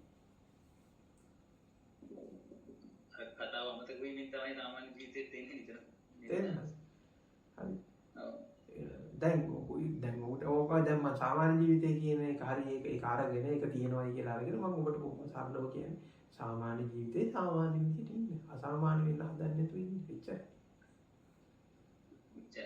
සාමාන්‍ය ජීවිතේ ඔක්කොම අවුලක් වෙන්නේ අසාමාන්‍ය ජීවිතයක් ගත කරන්න ගියාම බොහොම සරල සාමාන්‍ය මිනිසෙක් විදිහට ජීවත් වෙන්න අසාමාන්‍ය වෙන්න හදන්න එපා එච්චරයි හරි සරලයි මේක මම කිසිම ඒක තමයි ලේසිම වැඩේ මිනිස්සු ඉදලා මේ ජීවත් වෙන එක අමාරුයි ඒවා එහෙම ජීවත් වෙන කිසි අමාරුවක් නැහැ ජීවත් වෙන එක තරම් පහසු දෙයක් තවත් නැහැ හරිද ඒ ජීවත් වෙන දින කලාව තමයි සාමාන්‍ය විදිහට ජීවත් වෙන්නේ ඒක කිසිම අමාරුවක් නැහැ හැබැයි මොකක් හරි අසාමාන්‍ය වැඩක් කරන්න ගිය ගමන් මේක අවුල් කරනවා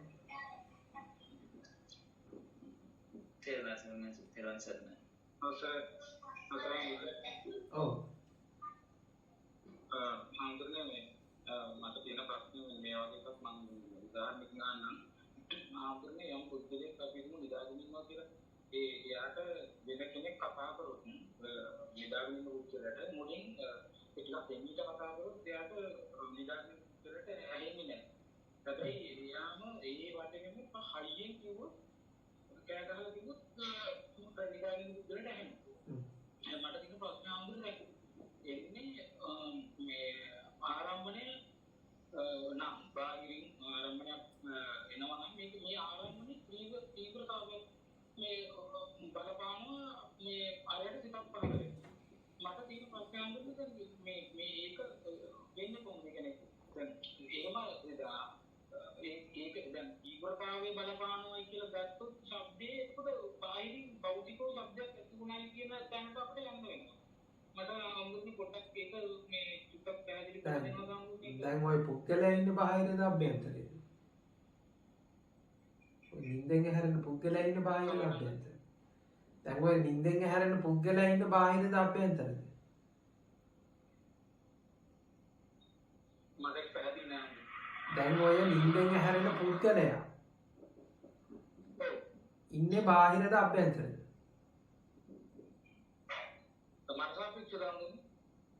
ඔව් මං ඒ පුද්ගලයා ඉන්නේ බාහිරද අභ්‍යන්තරේ ඔබ කිව්වනේ දැන් නිින්දෙන් මිනිස්සෙක් නිදාගෙන ඉන්නවා එයාට හයියෙන් කෑ ගහලා කතා කරනවා කියලා ඔය මිනිස්සෙක් ගැන කතා කරන්නේ නිින්දෙන් ඇහැරෙන ඒ පුද්ගලයා ඉන්නේ බාහිරද අභ්‍යන්තරේ පරමාර්ථයෙන් ගත්තොත් අභ්‍යන්තරේ එතකොට මම ওই ප්‍රශ්නෙට උත්තරයක් දෙන්න ඕනිද එහෙම නැත්නම් දැන් මට ගැටලුවක් නෑ දැන් මුල් අවස්ථාවේ හුඟක් තියෙනවා නෑ දැන් ඔබ ඇහුවේ දැන් අහන්න දැන් ඔබේ ප්‍රශ්නේම දැන් ඔබේ පැටලෙන්නේ නැතුව ඔබේ ප්‍රශ්නේ ඇතුළේම යන්නකෝ ඔබේ ප්‍රශ්නේ ඇතුළේ ඇහුවේ දැන් එහෙම පුද්ගලයෙක් ඉන්නවා ඒ පුද්ගලයාට හයියෙන් කෑ ගහලා කියනකොට ඒ පුද්ගලයා හැරෙනවා හරිද එතකොට එහෙනම් එතකොට එන ශබ්දය කියන එක බාහිරින් එන එකක්ද කියලා ඔබ මගෙන් අහනවා. බාහිරින් එනවද කියලා නෙමෙයි අපිට මං අහන්නේ. මං අහන්නේ පළවෙනි අවස්ථාවේ සිදු නොවන දේ දෙවෙනි අවස්ථාවේ වෙන්නේ කොහොමද? ඔව්. දැන් ඒකේ ඔබ කලින් අහපු එකේ කොටසක් තිබුණා. එතකොට මේ භෞතිකයක් තියනවා වගේ එකක් ඒකෙන් එනවනේ නේද කියලා. ඒ කියන්නේ ආරම්භණී ත්‍රිවතාවය වෙනස් වෙනකොට ඒ වගේ එකක් ආවනේ. එතකොට ආරම්භණයේ ත්‍රිවතාවය වෙනස් වෙනවා. දැන් මම ඔබෙන් ආයි පෙරලා ප්‍රශ්නයක් අහුවා. ඒ පෙරලා ප්‍රශ්නේ තමයි දැන් ඔය නිින්දෙන් හැරෙන පුද්ගලයා කොහෙද ඉන්නේ කියලා මම ඔබෙන් අහනවා. නිින්දෙන් හැරෙන පුද්ගලයා අභ්‍යන්තර මගේ හිතේ අභ්‍යන්තරතෝයි. ඔව් එතකොට මේ නිින්දෙන් හැරෙන පුද්ගලයාට තියෙන ත්‍රිවතාවය අඩුවෙන් තියෙන ශබ්දය සහ වැඩියෙන් තියෙන ශබ්දය එතකොට ඒකත් අභ්‍යන්තරිකයි ඉතින් මගේ ප්‍රශ්නේ පළවෙනි අවස්ථාවේ නෑ මම ඒක නෙමෙයි දැන් මම ඔබට පැහැදිලි කරන්න දෙන්නේ. එතකොට ඔබේ ප්‍රශ්නේ වැරද්දක් තියනවද නැද්ද? නමුත් මම සිද්ධියක් වෙනවනේ හම්බුනේ. දැන් කොහෙද සිද්ධිය වෙන්නේ? සිද්ධිය වෙන්නේ අභ්‍යන්තරේ. දැන් ඔයා උත්තරේ බලාපොරොත්තු වෙන්නේ එතකොට අභ්‍යන්තරයේද බාහිරද මගෙන් උත්තරේ බලාපොරොත්තු වෙන්නේ?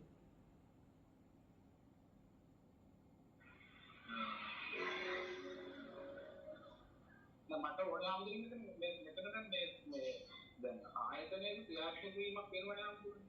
මට අන්නේ උත්තනයි මට අල්ලගන්න ඕනේ මේ ආයතනයේ නෑ මම මෙහෙමයි දැන් ඔබ අහන්නේ අර ඉස්සෙල්ලා කිව්වා වගේ දැන් අර නාට්‍ය අර ෆිල්ම් එකේ හිටපු නළුවා නිදිත හැරිලාද වගේ ප්‍රශ්නයක් මගෙන් අහන්නේ. මට දෙන්න පුළුවන් ඒකට උත්තරය. දැන් ඔබ අහන්නේ දැන් ඔබ දැන් ෆිල්ම් එකක් බැලුවා. ඒ ෆිල්ම් එකේ ඉන්න නළුවා දැන් නිදිත හැරිලාද වගේ ප්‍රශ්නයක් අහන්නේ. හරිද? ඒ කියන්නේ දැන් ඔබ බලන්න ඇති ඇයි මම මේකට උත්තරයක් දෙන්නේ නැත්තේ කියලා. උත්තරයක් දෙන්නේ නැත්තේ ඔබේ ප්‍රශ්නේ වැරදි නිසා.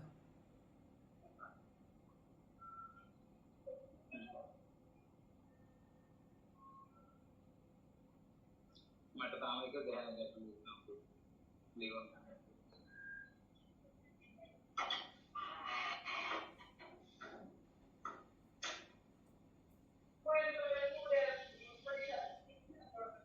ස්වාමීන් වහන්සේ ඔව්.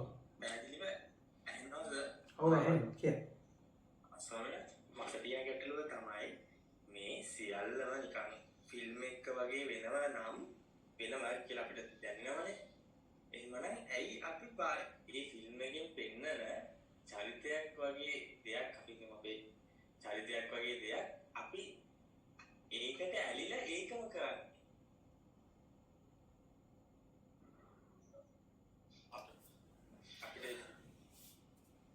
හිතේ මැවෙන දේවල් මැවිලා මොනවා හරි අපිට අරමුණක් කැඩිලා අපි නිතිමතා කරන්නේ අරමුණ පස්සෙන් දුවන එකනේ. ඔව්.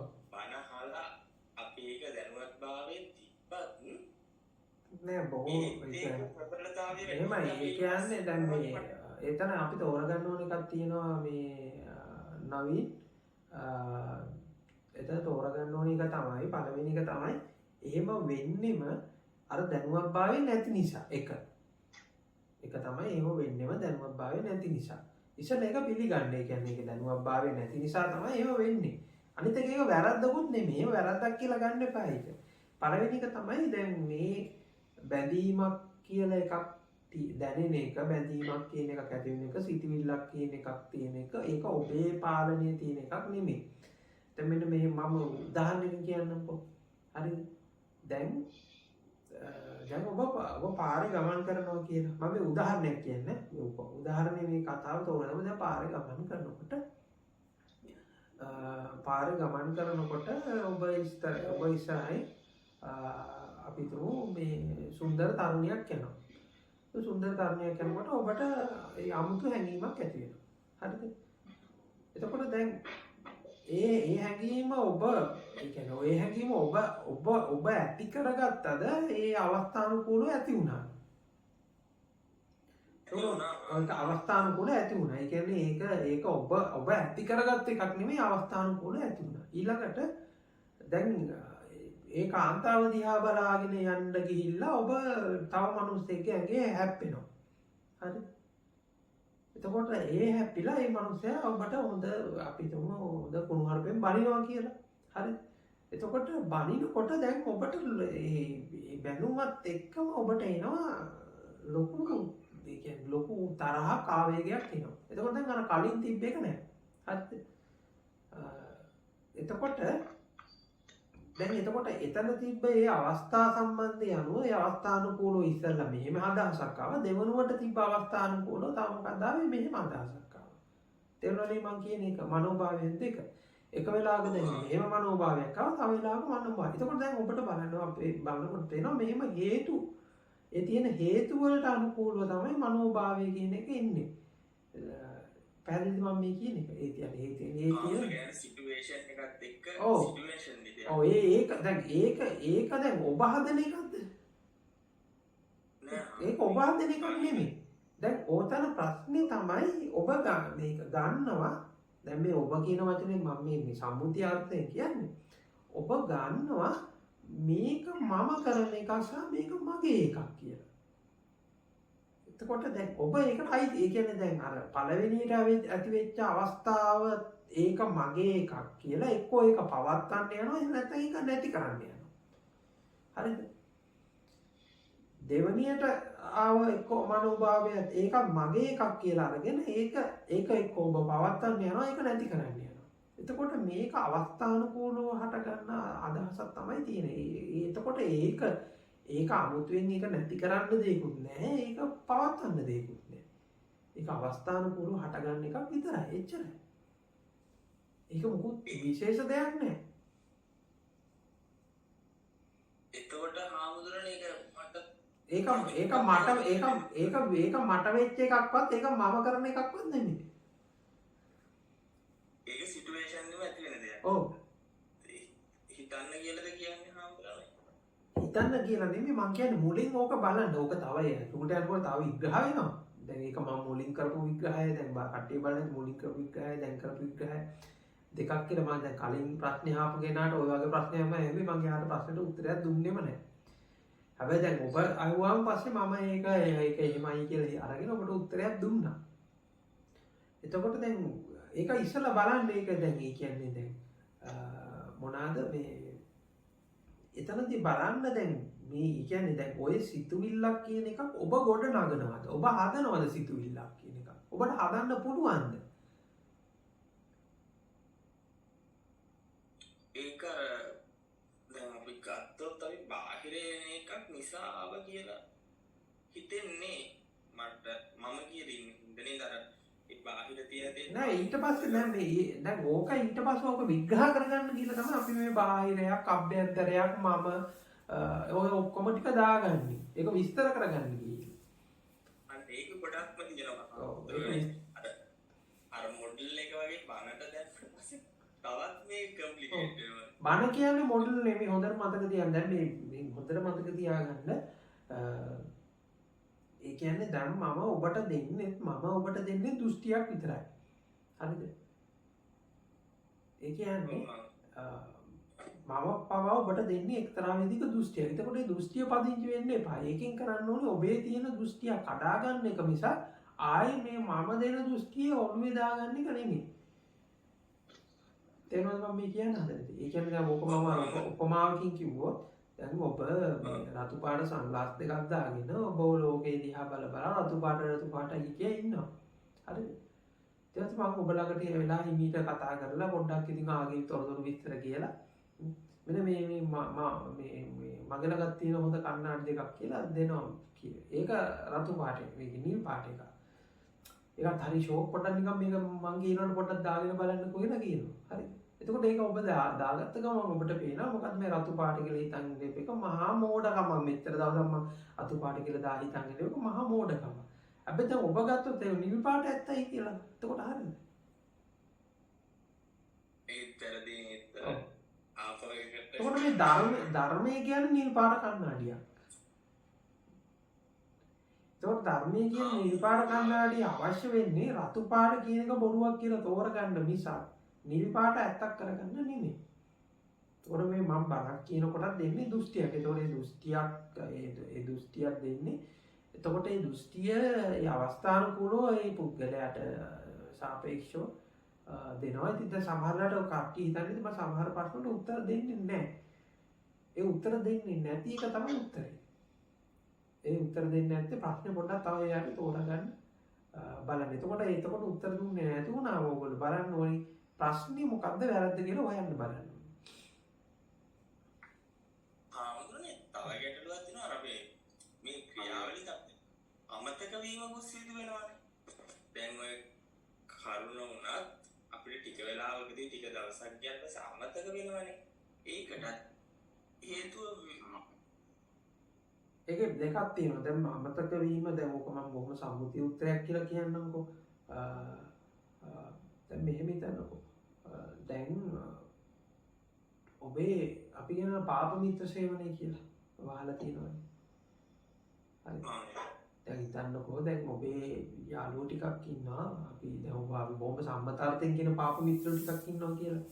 එතකොට මේ හැම එකටම දැන් තියෙන මේ මොනවාද හැම නීති විරෝධී වැඩකටයි අරකටයි මේකට ඔක්කොටම ඔබව ඇදන් යන්න ගියා. ඒගොල්ලොත් එක්ක ඉන්නවා නම් කල්ලි ගහලා ඉන්නවා නම් ඔබට සිද්ධ වෙනවා මොකද්ද?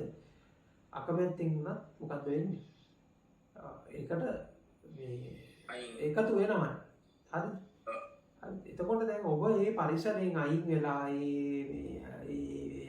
ඒ පරිසරයෙන් ඔබ අයින් වෙලා හිටියොත් එතකොට එහෙම ප්‍රශ්නයක් ඇති වෙන්නේ නැහැ. එතකොට දැන් ඔබ ඉස්සෙල්ලා බලන්න ඕනේ දැන් මෙහෙම දැන් හොඳට මතක තියාගන්න මේ තියෙනවා මේක මේ කතාවක් තියෙනවා. ඒ කතාව තමයි ඔබ ළඟින්ම ඇසුරු කරන පුද්ගලයෝ 7 දෙනා මත ඔබගේ මේ ඉරණම තීන්දුව වෙනවා කියලා. හරි. ඉතින් එතකොට ඉස්සෙල්ලා ජීවිතය කියන එක මහත් මේ කියන්නේ ජීවිතය කියන එකට මේ කියන්නේ ඔබ තෝරගන්න ඕනේ ජීවිතේ මම මොනවාද තියාගන්නේ මොනවාද අයින් කරන්නේ. දැන් මේක මුලදී කරන එක. පස්සේ ඕක ප්‍රශ්නයක් නැහැ. ඒ කියන්නේ පස්සේ ඔබට එහෙම අයින් කරන්න දෙයක්වත් තියාගන්න දෙයක්වත් අවශ්‍ය වෙන්නේ නැහැ. හැබැයි දැන් ඔබ මේ මාර්ගය පටන් ගන්නකොට ඔබ තෝරගන්න ඕනේ. ඒ කියන්නේ අපි දැන් මේක ලෞකික විදියට හරි ඔබ මේ සාමාන්‍ය ජීවිතයක් ගත කරනකොට ඔබ තෝරගන්න ඕනේ මොනවාද ගන්නෙ මොනවාද නැති කියලා. හරිද? දැන් උදාහරණයක් විදිහට දැන් ඔබට එන ඉන්ෆෝමේෂන් එන මාධ්‍ය තියෙනවානේ. ඔබ ඇසුරු කරන පුද්ගලයෝ ඉන්නවා. ඉන්ෆෝමේෂන් එන මාධ්‍ය. ඒතකොට ඉන්ෆෝමේෂන් එන මාධ්‍ය වල දැන් උදාහරණයක් විදිහට දැන් අපි හිතමු ඔබ නිවුස් බලනවා කියලා. හරිද? එතකොට දැන් නිවුස් බලලා දැන් ඔබ සමහරට ඔබට අදාළ නැති කුණු ගොඩක් ඔළුවේ දාගන්න. දැන් උදාහරණයකට මෙහෙම හිතන්නකෝ. මේ දැන් නිවුස් වලට කියනවා මේ ඩොලර් එක වැටිලා මේ වෙලා කියලා. හරිද? දැන් සමහර වෙලාවට දැන් මේක අහන කෙනෙක් සමහරට ඩොලර් එක කියන්නේ මොකක්ද කියලා දන්නේ නැහැ. ඒක දන්නේ නැහැ. ඒක දැකලත් නැහැ. ඒ කියන ආර්ථික කරුණු කියලා අදහසගෙන මෙලෝ හසරක් නැහැ. හැබැයි එයා ඊට පස්සේ රැයට කෑම කැවෙන්නෙත් නැහැ. පහුවෙන්ද රැයට නිදාගන්නෙත් වෙන අසතුටින් උදේට නැගිට්ටාම අර උස්පේන්තු ගමනේ ඉන්නේ. හරිද? එතකොට ඒක එයාට අදාළ එකක් නෙමෙයි. එයාගේ ජීවිතේට අදාළ එකක් නෙමෙයි. සමහරට එයාගේ ජීවිතේ තියෙන වෙන ප්‍රශ්න ටිකක්. හරිද? සමහරට එයාගේ ගෙදර හදාගන්න එක, එයාගේ රැකියාව කොහොමද හොඳට කරන්නේ, ව්‍යාපාරය කරන්නේ. එතකොට ඉතින් අර වගේ එකකට නිකන් අනවශ්‍ය විදිහට කාලය නාස්ති කරනකට වඩා තමන්ගේ ව්‍යාපාරයේ ගොඩනගන විදිහක් එහෙම නැත්නම් තමන්ගේ අඩු ගානේ ගෙදර ගෝණියක් නම් අලුතෙන් හැමදාම ඌ කියන්නේ අවුරුදු ගානක් තිස්සේ වෙලා තියෙන එකම විදිහට පරිප්පුව හදලා තියෙන්නේ මොකක් හරි වෙන විදිහකට පරිප්පුවක් හදන ක්‍රමයක් හරි ඉගෙන ගත්තා නම් මේ විදිහට හොයාගත්තා නම් ඒක වැදගත් වෙනවා. මම මේ කියන්නේ ලෞකික ජීවිතයක් විදිහට.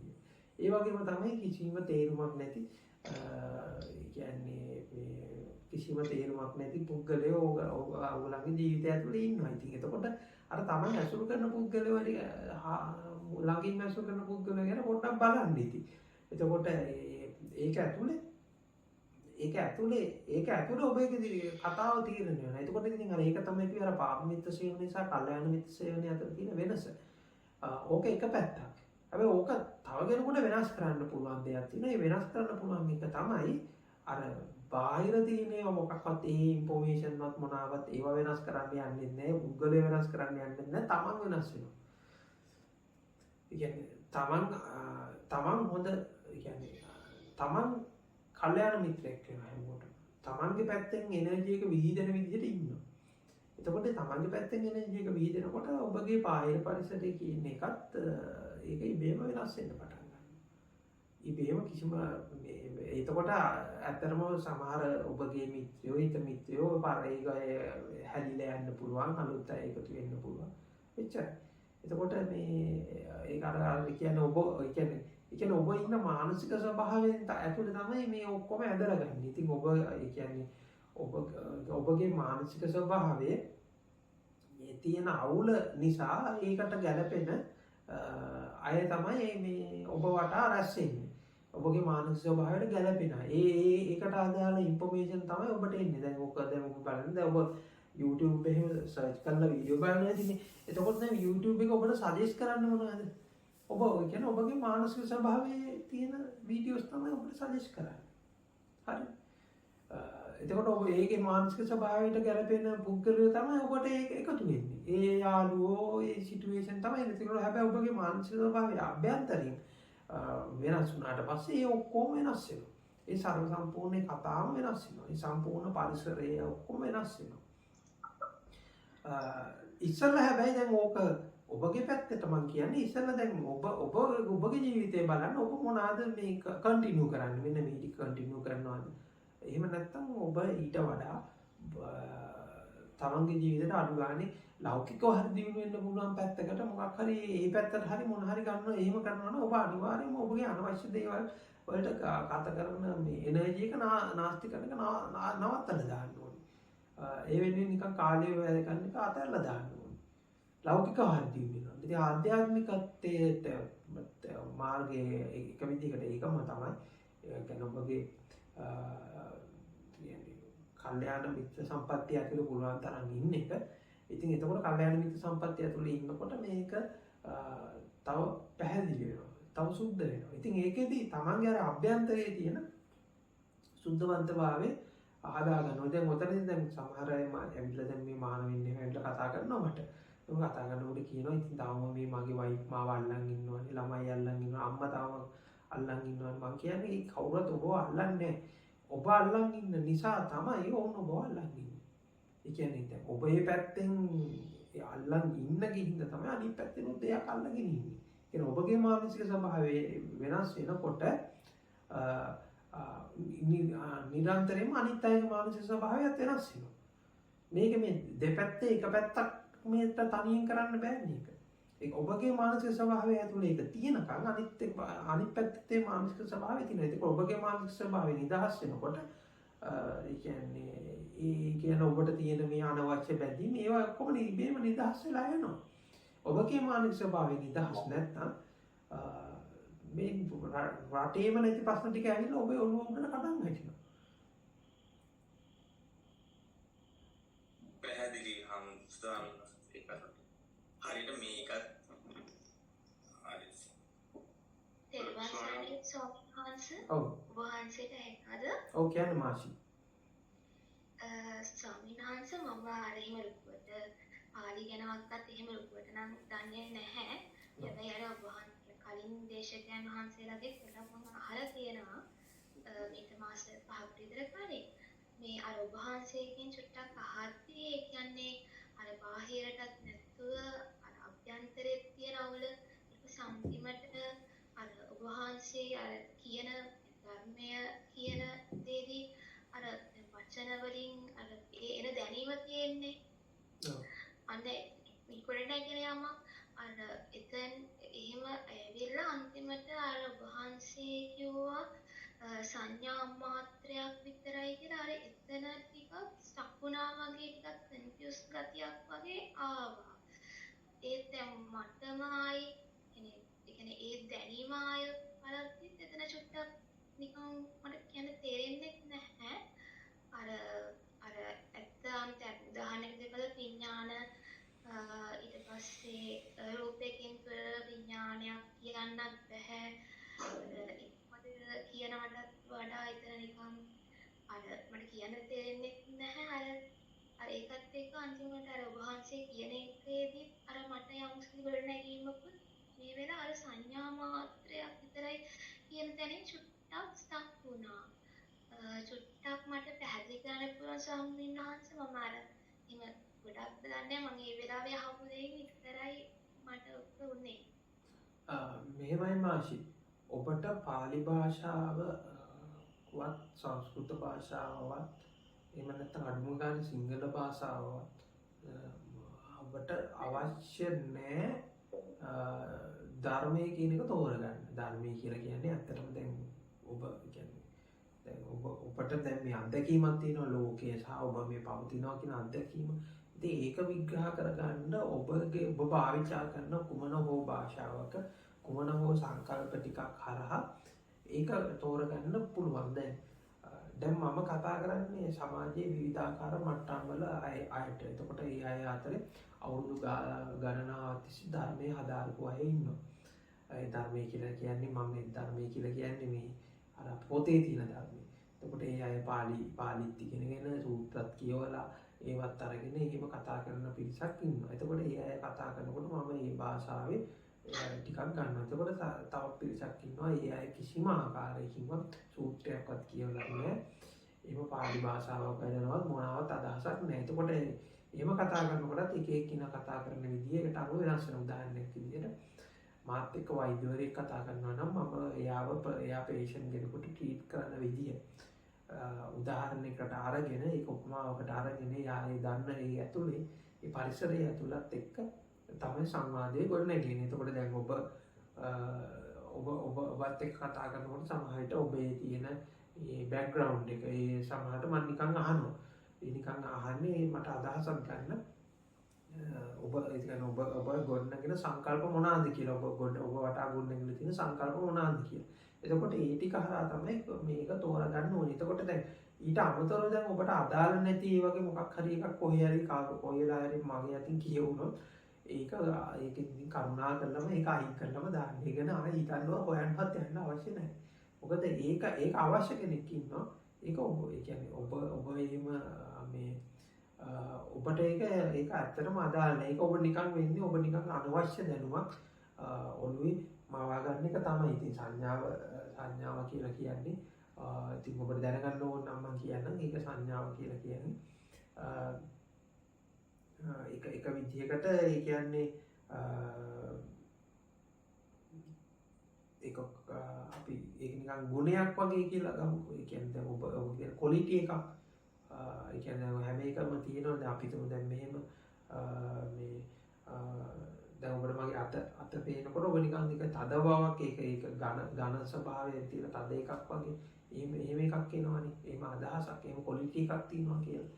අන්න ඒ වගේ අදහස තමයි සංඥාවක් කියලා කියන්නේ. එතකොට දැන් ඒ අදහසට තමයි මවා ගැනීම ඒ අදහස් මාත්‍රයට තමයි සංඥා මාත්‍රයක් කියලා කියන්නේ. බොහොම සරලව කිව්වොත්. ස්වාමීන් වහන්සේ කියන්නේ මම හිතන්නේ මව එතනම මට අර ඒ ඉන්න දැනීමත් එක්ක ඒ කියන්නේ දැන් අර වචන වලින් කිව්වා වුණත් දැන් අර මට කියන්න තේරෙන ගොඩ නැගීමක් නේ ඉන්නේ එතන. අර දැන් මට කියන්න තේරෙන්නේ නැහැ.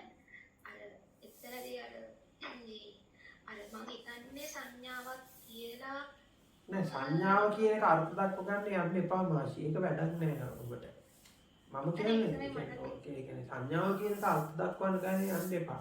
ඒ කියන්නේ දැන් ඔබගේ ඒ කියන්නේ ඔබගේ අත්දැකීමක් තියෙනවා. ඒකට ඔබේ භාෂාව ඇතුලේ ඔබ පාවිච්චි කරන නමක් තියෙනවා. ඒ නමත් එක්ක ඉන්නේ. තේරෙනවද මම මේ කියන්නේ? ඒ කියන්නේ ඔබගේ අත්දැකීම ඔබ ඒකට කියන නමක් කියනවනේ මොකක් හරි. හරි. හරි. ඒකෙන් එන්නේ දැන් අරකින් ආවොත් ඒක නිකන් අනවශ්‍ය දැනුමක් විතරයි ඔබට ගොඩ නැගෙන්නේ. ඒක තේරුමක් නෑ ඔබට. එතනදී මට ඒ කියන්නේ හිතන්නකෝ දැන් ඔබගේ ජීවිතයේ අය ඇතුලෙන් කතා කරනකෝ ඔබ දන්න භාෂාවෙන් ඔබ පාවිච්චි කරන භාෂාවෙන් කියන්නකෝ. එතකොට සංඥාවකින් මාත්‍රේ සංඥාව කියන්නේ ඔබ කොහෙන් හරි අහගත්ත එකක් නේ, ඇහිච්ච එකක් නේ. එහෙම නෙමෙයි ඔබ ඒකට කියන ඔබ භාවිතා කරන නමක් තියෙනවනේ. මට තේරෙන්නේ නිකන් මට ගොඩනැගෙන දැනීමක්. يعني දැනීම මට වඩා මම විතර අද්දර කියන්නේ මට දැන් වචනයක් කියන්න බැහැ. දැන් මම කියලා මම ඉතින් කියන්නම් ස්වාමීන් වහන්සේ අර දැනීම වගේ අර එතනින් තමයි අර මට මේ උනේ. ඔව් එතනින් තමයි ඔබ ලියා ගන්න ඕනේ. මේ වෙන ඒවා දාගන්න එපා ඔකට. ඔබ භාවිතා කරන මේ වචනේ ටික ඇතුලේ තමයි ඒක ලියා ගන්න ඕනේ. එච්චරයි. හරි ස්වාමීන් වහන්සේ. මේ මොකද අර මට මොකද මේ අරූපයකින් තොර විඥානයක් මේව කරන්න බෑ. අර ගලණයක් ඕවා ඕනෙව නෑ ඔබට. මම හිතන්නේ මට ප්‍රශ්නෙම නිකන් මේක අනේ සිරුවන් සරනේ සංසු කරපින් නෑ එතන දැන් ඔබට පේනවා දැන් මෙහෙමයි. දැන් බණ අහන්න කලින් ඔබට නොතිබිච්ච ප්‍රශ්නයක් බණ ඇහුවට පස්සේ එනවනම් එතන මොකක්ද වෙලා තියෙන්නේ? ඒ කවුරු හරි බණක් අහන්න කලින් බණක් අපි කවුරු හරි බණක් අහනවා කියලා බණ අහන්න කලින් නොතිබිච්ච ප්‍රශ්නයක් බණ අහලා ඉවරනකොට එනවා. හරිද? ඔව්. එතකොට මේක ඇතුලේ මේ බණ අහන කාල පරිච්ඡේදය ඇතුලේ අලුත් සංකල්ප ටිකක් ගොඩනැගිලා තියෙනවා. තේරුණාද මම මේ කියන්න හදන්නේ? අලුත් සංකල්ප ටිකක් අලුත් වචන ටිකක් ඇවිල්ලා තියෙනවා. එතකොට ඒ බණ අහලා ඉවර වෙනකොට බණ අහන්න කලින් නොතිබිච්ච බණ අහලා ඉවර වෙනකොට ඒ ඇති වෙච්ච ප්‍රශ්න ටික සංකල්ප විය ප්‍රශ්න ටිකක් විතරයි.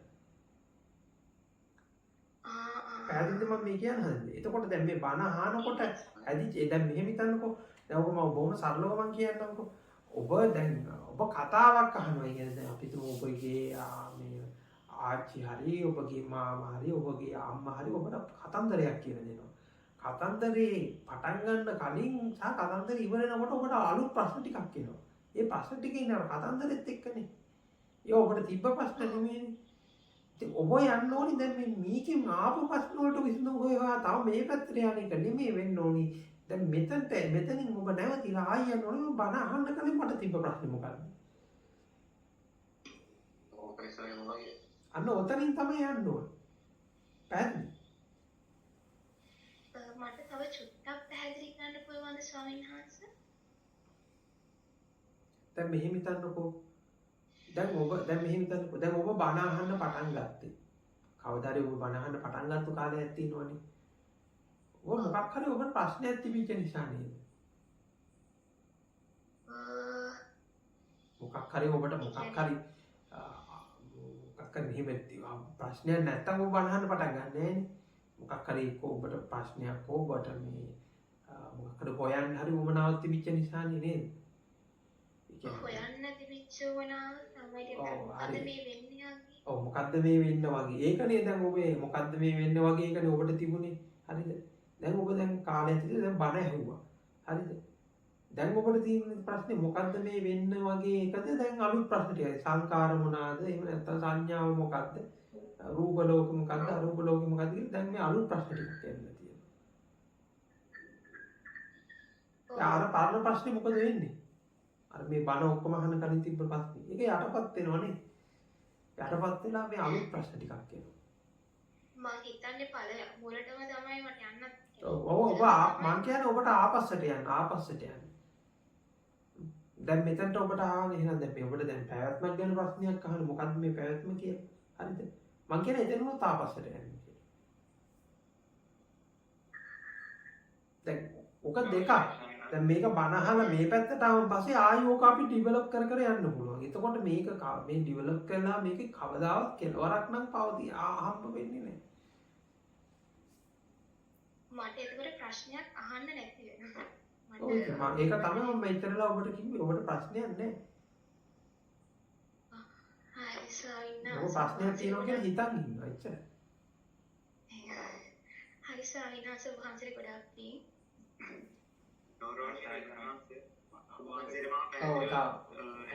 ඕකේ.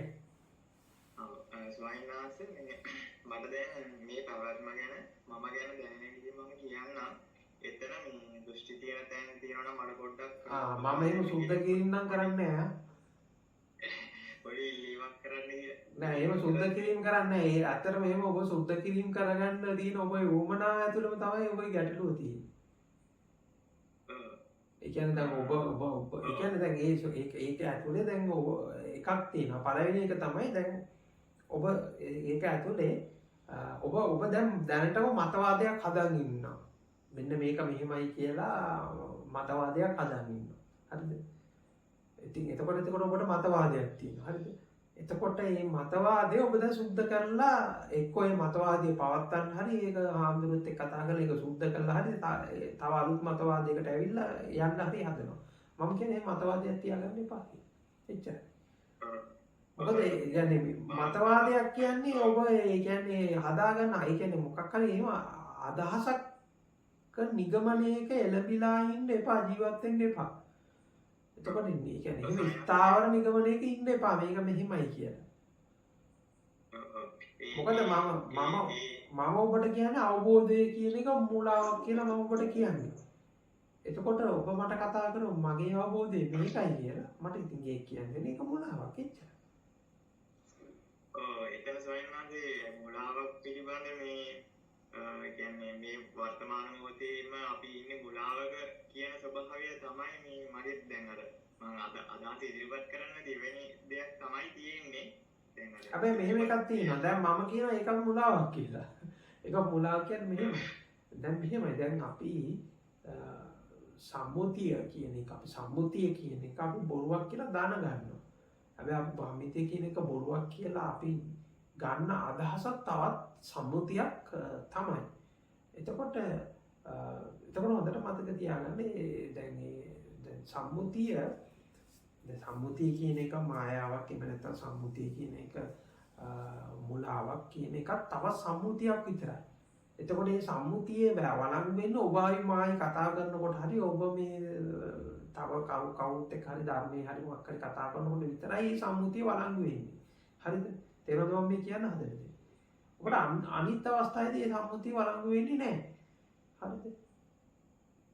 ඒ කියන්නේ මේ සම්මුතිය කියන එක මායාවක්, සම්මුතිය කියන එක මුලාවක් කියන එක ඒ සම්මුතිය වළංගු වෙන්නේ නැහැ අනිත් තැන්වලදී. අනිත් තැන්වලදී ඔබ ඉන්න ඕනේ සම්මුතිය කියන එක යථාර්ථයක් කියන සම්මුතිය තමයි ඔබ ඉන්න ඕනේ අනිත් අවස්ථාවල.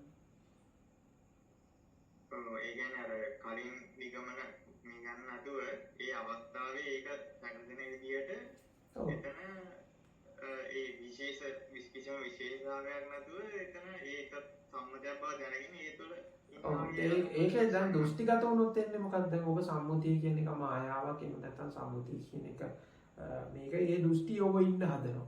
ඒක ඉන්න හදනකොට මොකද වෙන්නේ? තවත් දෘෂ්ටියක ඒක එතකොට ඒක දෘෂ්ටියක් එතකොට එහෙම නෙමෙයි ඒක ඔබ නිදහස් ඉන්නේ අවස්ථානුකූලව ඒක පාවිච්චි කරන්න. ඇති විදියට ඇත විදියට ගන්න ඕනේ තැන්වලදී ඇත විදියට ගන්න නැත ඕන විදියට ගන්න ඕන තැන්වල නැත විදියට ගන්න. හරි. ඔව් එතකොට මට ප්‍රශ්නයක් තියෙන්නේ දැන් මට හිතට සිතුවිල්ලක් ආවා කියමු මම සිතුවිල්ලක් කියලා එතන පනවා ගත්තා. එතන සිතුවිල්ලක් කියලා පනවා ගත්තාම ඒ සිතුවිල්ල දිහා මම ඒ සිතුවිල්ල තියෙන්න පුළුවන් විවිධ දේවල් වලට නම්‍යතාවයක් තියෙන්න පුළුවන් දුක්බර ස්වභාවයක් තියෙන්න පුළුවන් පීඩනයක් තියෙන්න පුළුවන්.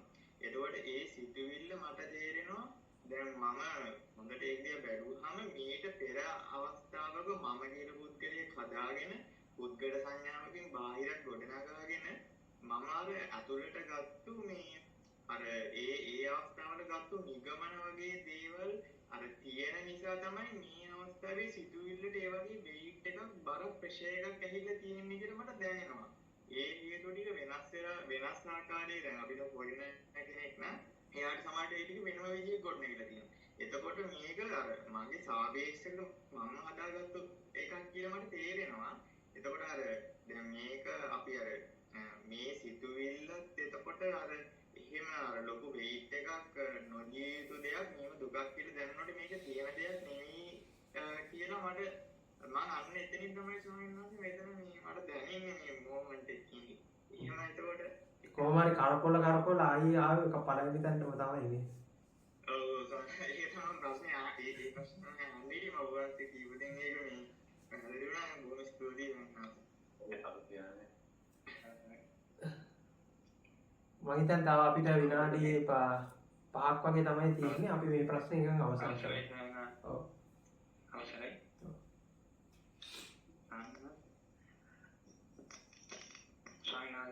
ඔව් අහන්න. සාමාන්‍යයෙන් දැන් අපිට මේ පැහැදිලි මේ අපි දැන් ජීවත් වෙන වටපිටාවත් එක්කම අපි මේ ප්‍රශ්න වලට මොන දෙන්නේ සහ අපි මේ බාහිර කියන්නේ අනගත වෙලා වගේ භාවනා කරන්න ගියොත් අපිට මේ ප්‍රශ්න වලින් මග හැරෙනවා. ඒකලා ආයෙත් අපි මේ සමාජයට ආයෙ આવුත් මේ ප්‍රශ්න වලට ආයෙ හිත යොමු වෙනවා කියන එක පැහැදිලි සාරිනාත්. දැන් මේ හිතන්නකෝ දැන් ඔබට වාහන පදින්න ඕනි වෙනවා. වාහන පදින්න ඉගෙන ගන්න ඕනේ. හිතන්න ඔබට ඩ්‍රයිවිං ලයිසන්ස් නැහැ කියලා ඉස්සෙල්ලා වාහන පදින්න ඉගෙන ගන්නවා කියලා. එතකොට වාහන පදින්න ඉගෙන ගන්න ඕනි ඔබ කාමරයක් ඇතුළට යන දොර වහගෙනද එහෙම නැත්නම් වාහනේ අරගෙන මහ පාරට බහැලාද? හොඳ ට්‍රැෆික් තියෙන මහ පාරට බහැලාද? වාහනේ පදින්න ඕනේ පාරේ යනකොට තමයි අත්දැකීමෙන් යන්නේ. ඔව්. ඉතින් ධර්මයේ තියෙන මහ පාරේ කාමරය ඇතුළේ නෙමෙයි. ස්වාමීනාසේ එතකොට දැන් මේ ස්වාමීනාසේ දැන් ඔය ධ්‍යාන ලැබීම සම්බන්ධවම සංදේශනා අහලා තියෙනවා ස්වාමීනාසේ. එතකොට දැන් ඔය ඒ වගේ මානසික ස්වභාවයක් නැහැ කියලා මම කියන්නේ නැහැ. ඉතින් ඒ වගේ මානසික ස්වභාවයන් තියෙනවා. ඉතින් ඒවා ඉතින් ඔබට ඕනනම් ඒක මේවා කරලා ගන්නත් පුළුවන්. ඊට පස්සේ ඒක ආයෙ නොකර ඉන්නකොට ආයෙ ඒක නැතිව යනවා. ඔබට දැන් දැන් අපි සාමාන්‍යයෙන් අපි කියනවානේ මේ අපි මොනවාද මේ වේස් කරනවානේ කට්ටිය. අපි තරුණියෝ ගක්ක අය වේස් කරනවානේ. ඒක වේස් කරාන් පස්සේ අපි ඇඟ හොඳට ලස්සනට හැදෙනවා. ඊට පස්සේ හදිසිය ඔබට දැන් අපි දැන් කොවිඩ් හැදුනා කියලා. කොවිඩ් හැදිලා දැන් මාසයක් විතර බර උස්සන්න බෑ. මොකද බැහැම දැන් ඩෙන්ගු හැදිනවා. එහෙම නැත්නම් මොකක් හරි වෙන එකක් වෙන ඉතින් මාසයක් වුණාන් පස්සේ අර ඔක්කොම ඉවරයි. අර අවුරුදු ගානක් ප්‍රැක්ටිස් කරපු ටික ඉවරයි. ඉතින් ඒ වගේ දැන් ඒ වගේ මනෝභාවයන් ඔබට හදාගන්න පුළුවන්. ඉතින් ඒ මනෝභාවයන් ඇතුළේ ඔබට පදිංචි වෙලා වෙනම ලෝකයක් හදාගෙන ඉන්න පුළුවන්. ඒව ගන්න බෑ කියලා මම කිසිම අවස්ථාවක කියන්නේ නැහැ. ඒව ගන්න පුළුවන් අනිවාර්යෙන්ම. හැබැයි ඒව අරගෙන ඉතින් ආයෙ ආර විදියට ආයෙ මොකක් හරි සතියක් දෙකක් මේ වෙච්ච එක ඒ ඔක්කොම ඉවරයි කියන්නේ. මම ඔබට කියන්නේ එහෙම එහෙම කැඩෙන එකක් ගැන නෙමෙයි මම ඔබට කියන්නේ. ඒ වගේ දේවල් වෙන්න තව ශක්තිමත් වෙන එකක් ගැන තමයි මම කතා කරන්නේ. එතකොට අපිට මේ ජීවිතේදීම මේ නිවන කියන දේ බලාපොරොත්තු වෙනවා නිවන කියන එක දැන් නිවන කියන්නේ බෙහෙතනේ. හරිද? නිවන කියන්නේ බෙහෙත. ලෙඩේ මොකද්ද කියලා හරියට ඉස්සලා අඳුනගෙන ඉන්න. බෙහෙත් කරන්න කලින් ලෙඩේ මොකද්ද කියලා අඳුනගෙන ඉන්න බෑ. දැන් ඕගොල්ලෝ කරන්නේ ඕගොල්ලන්ගේ ලෙඩේ මොකද්ද කියලා දන්නේ නැහැ. හැබැයි ඕගොල්ලෝ එහෙන් මෙහෙන් අහගෙන තියෙනවා නිවන කියලා බෙහෙතක් තියෙනවා. ඒක මෙහෙමයි කියලා ඔබ ඒගොල්ලෝ එහෙන් මෙහෙන් කරගෙන ඕක මේවා කරලා ඕක අඹරලා ගුලි කරලා මේවා කරලා ගිලින්න හදනවා. බොන්න යනවා. හරිද? හැබැයි ඕගොල්ලන්ට මෙලෝ අදහසක් නැහැ ඕගොල්ලන්ගේ ලෙඩේ මොකද්ද කියලා. දැන් හිතන්නකො මානසික රෝගියෙක් ඉන්නවා කියලා. දැන් මානසික රෝගියෙක් එයාම හොයාගන්න යනවා මේ මට මේ මානසික රෝගෙට තියෙන බෙහෙත මේකයි කියලා. ඔබ අරගෙන ඒක බොන්න යනවා. එහෙත් බොන්න යනවා ඒකට ප්‍රතිකාර කරන්න. ඒක ගැලපෙන්නේ නැහනේ. මම කියන්නේ බෙහෙත අමතක කරන්න ඉස්සෙල්ලා. නිර්වාණය කියන එක අමතක කරන්න. නිර්වාණයටපත් වෙන්න මොකක් හරි ලෙඩක් තියෙන නිසානේ. මොකක් හරි ප්‍රශ්නේ. ඒ ප්‍රශ්නේ මොකද්ද කියලා හොයාගන්න හරියටම. ඒ ප්‍රශ්නේ හරියටම අධ්‍යයනය කරන්න. බෙහෙත් බොන්න කලබල වෙන්න එපා. ඒ කියන්නේ බෙහෙත් බිව්වොත් කලබල වෙලා ඔබට සමහරට මේ තියෙන ප්‍රශ්න වලට අමතරව තව ප්‍රශ්න ඇවිල්ලා ප්‍රශ්න දෙක වෙන්න පුළුවන්. ඉස්සෙල්ලා නිර්වාණය කියන පොඩ්ඩක් පැත්තකින් තියන්න. බෙහෙත පොඩ්ඩක් ප්‍රශ්නේ පැත්තකින් තියලා ලෙඩේ මොකද්ද කියලා හරියට හොයාගන්න. ලෙඩේ මොකද්ද කියලා හරියට හොයාගත්තොත් සමහර බෙහෙත් කරන්න අවශ්‍ය වෙන එක නැහැ. එක ප්‍රශ්නයක් තියෙනවා. අපි ඉක්මනට අවසන් කරමු නේද? අපි මම හිතන්නේ ඊළඟ දේශනේ දැන් පටන් ගන්න යන්නේ තව විනාඩි දෙකක් වගේ තියෙනවා. ඉක්මනට අවසන් කරමු. අමුතුරනේ මේ දැන් අපේ එක අමුතුරනේ කැමැති ස්වභාවයන් කෙරෙහි දැන් අපි මේ ධර්ම මාර්ගයේ යද්දී කැමැති දේවල් වලදී යම් කිසි උපේක්ෂාවක තියෙන එක නැති වෙන කියලා හිතාගෙන හෝ ඒක නේ අවබෝධයෙන් නැහැ. අකමැති දෙයක් එද්දී ඒ පීඩනය සමහර වෙලාවට අර වගේ උපේක්ෂාවකින් ඉන්න බෑ. අකමැති දෙයක් එද්දී ඒක ඒ විදිහටම කියන්නේ නැහැ. ඒක පීඩනය ඊට වැඩිය දැනෙනවා. ඒකෙන් අපි අයින් වෙනවා. අන්න එතනදී කොහොමද ඒක ඉවරනවා? බොහොම සරල උත්තරයක් කිව්වොත් මේ කියන්නේ කැමැති බව පවතින්නෙත් නැහැ, අකමැති බව පවතින්නෙත් නැහැ, උපේක්ෂාව පවතින්නෙත් නැහැ. ඉතින් සායික ඔබට ඕනි විදිහට පවත්වන්නවත්, ඔබට ඕනි විදිහට හදා ගන්නවත්, ඔබට ඕනි විදිහට නැති කරන්නවත් මුකුත් බෑ.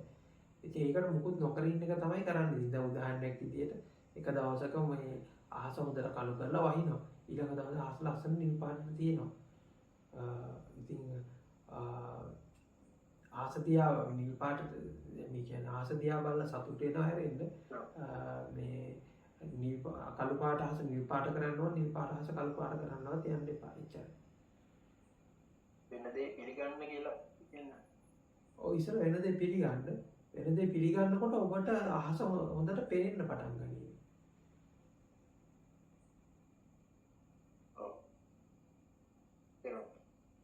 හොඳයි එහෙනම් අපි අවසන් කරමු අද.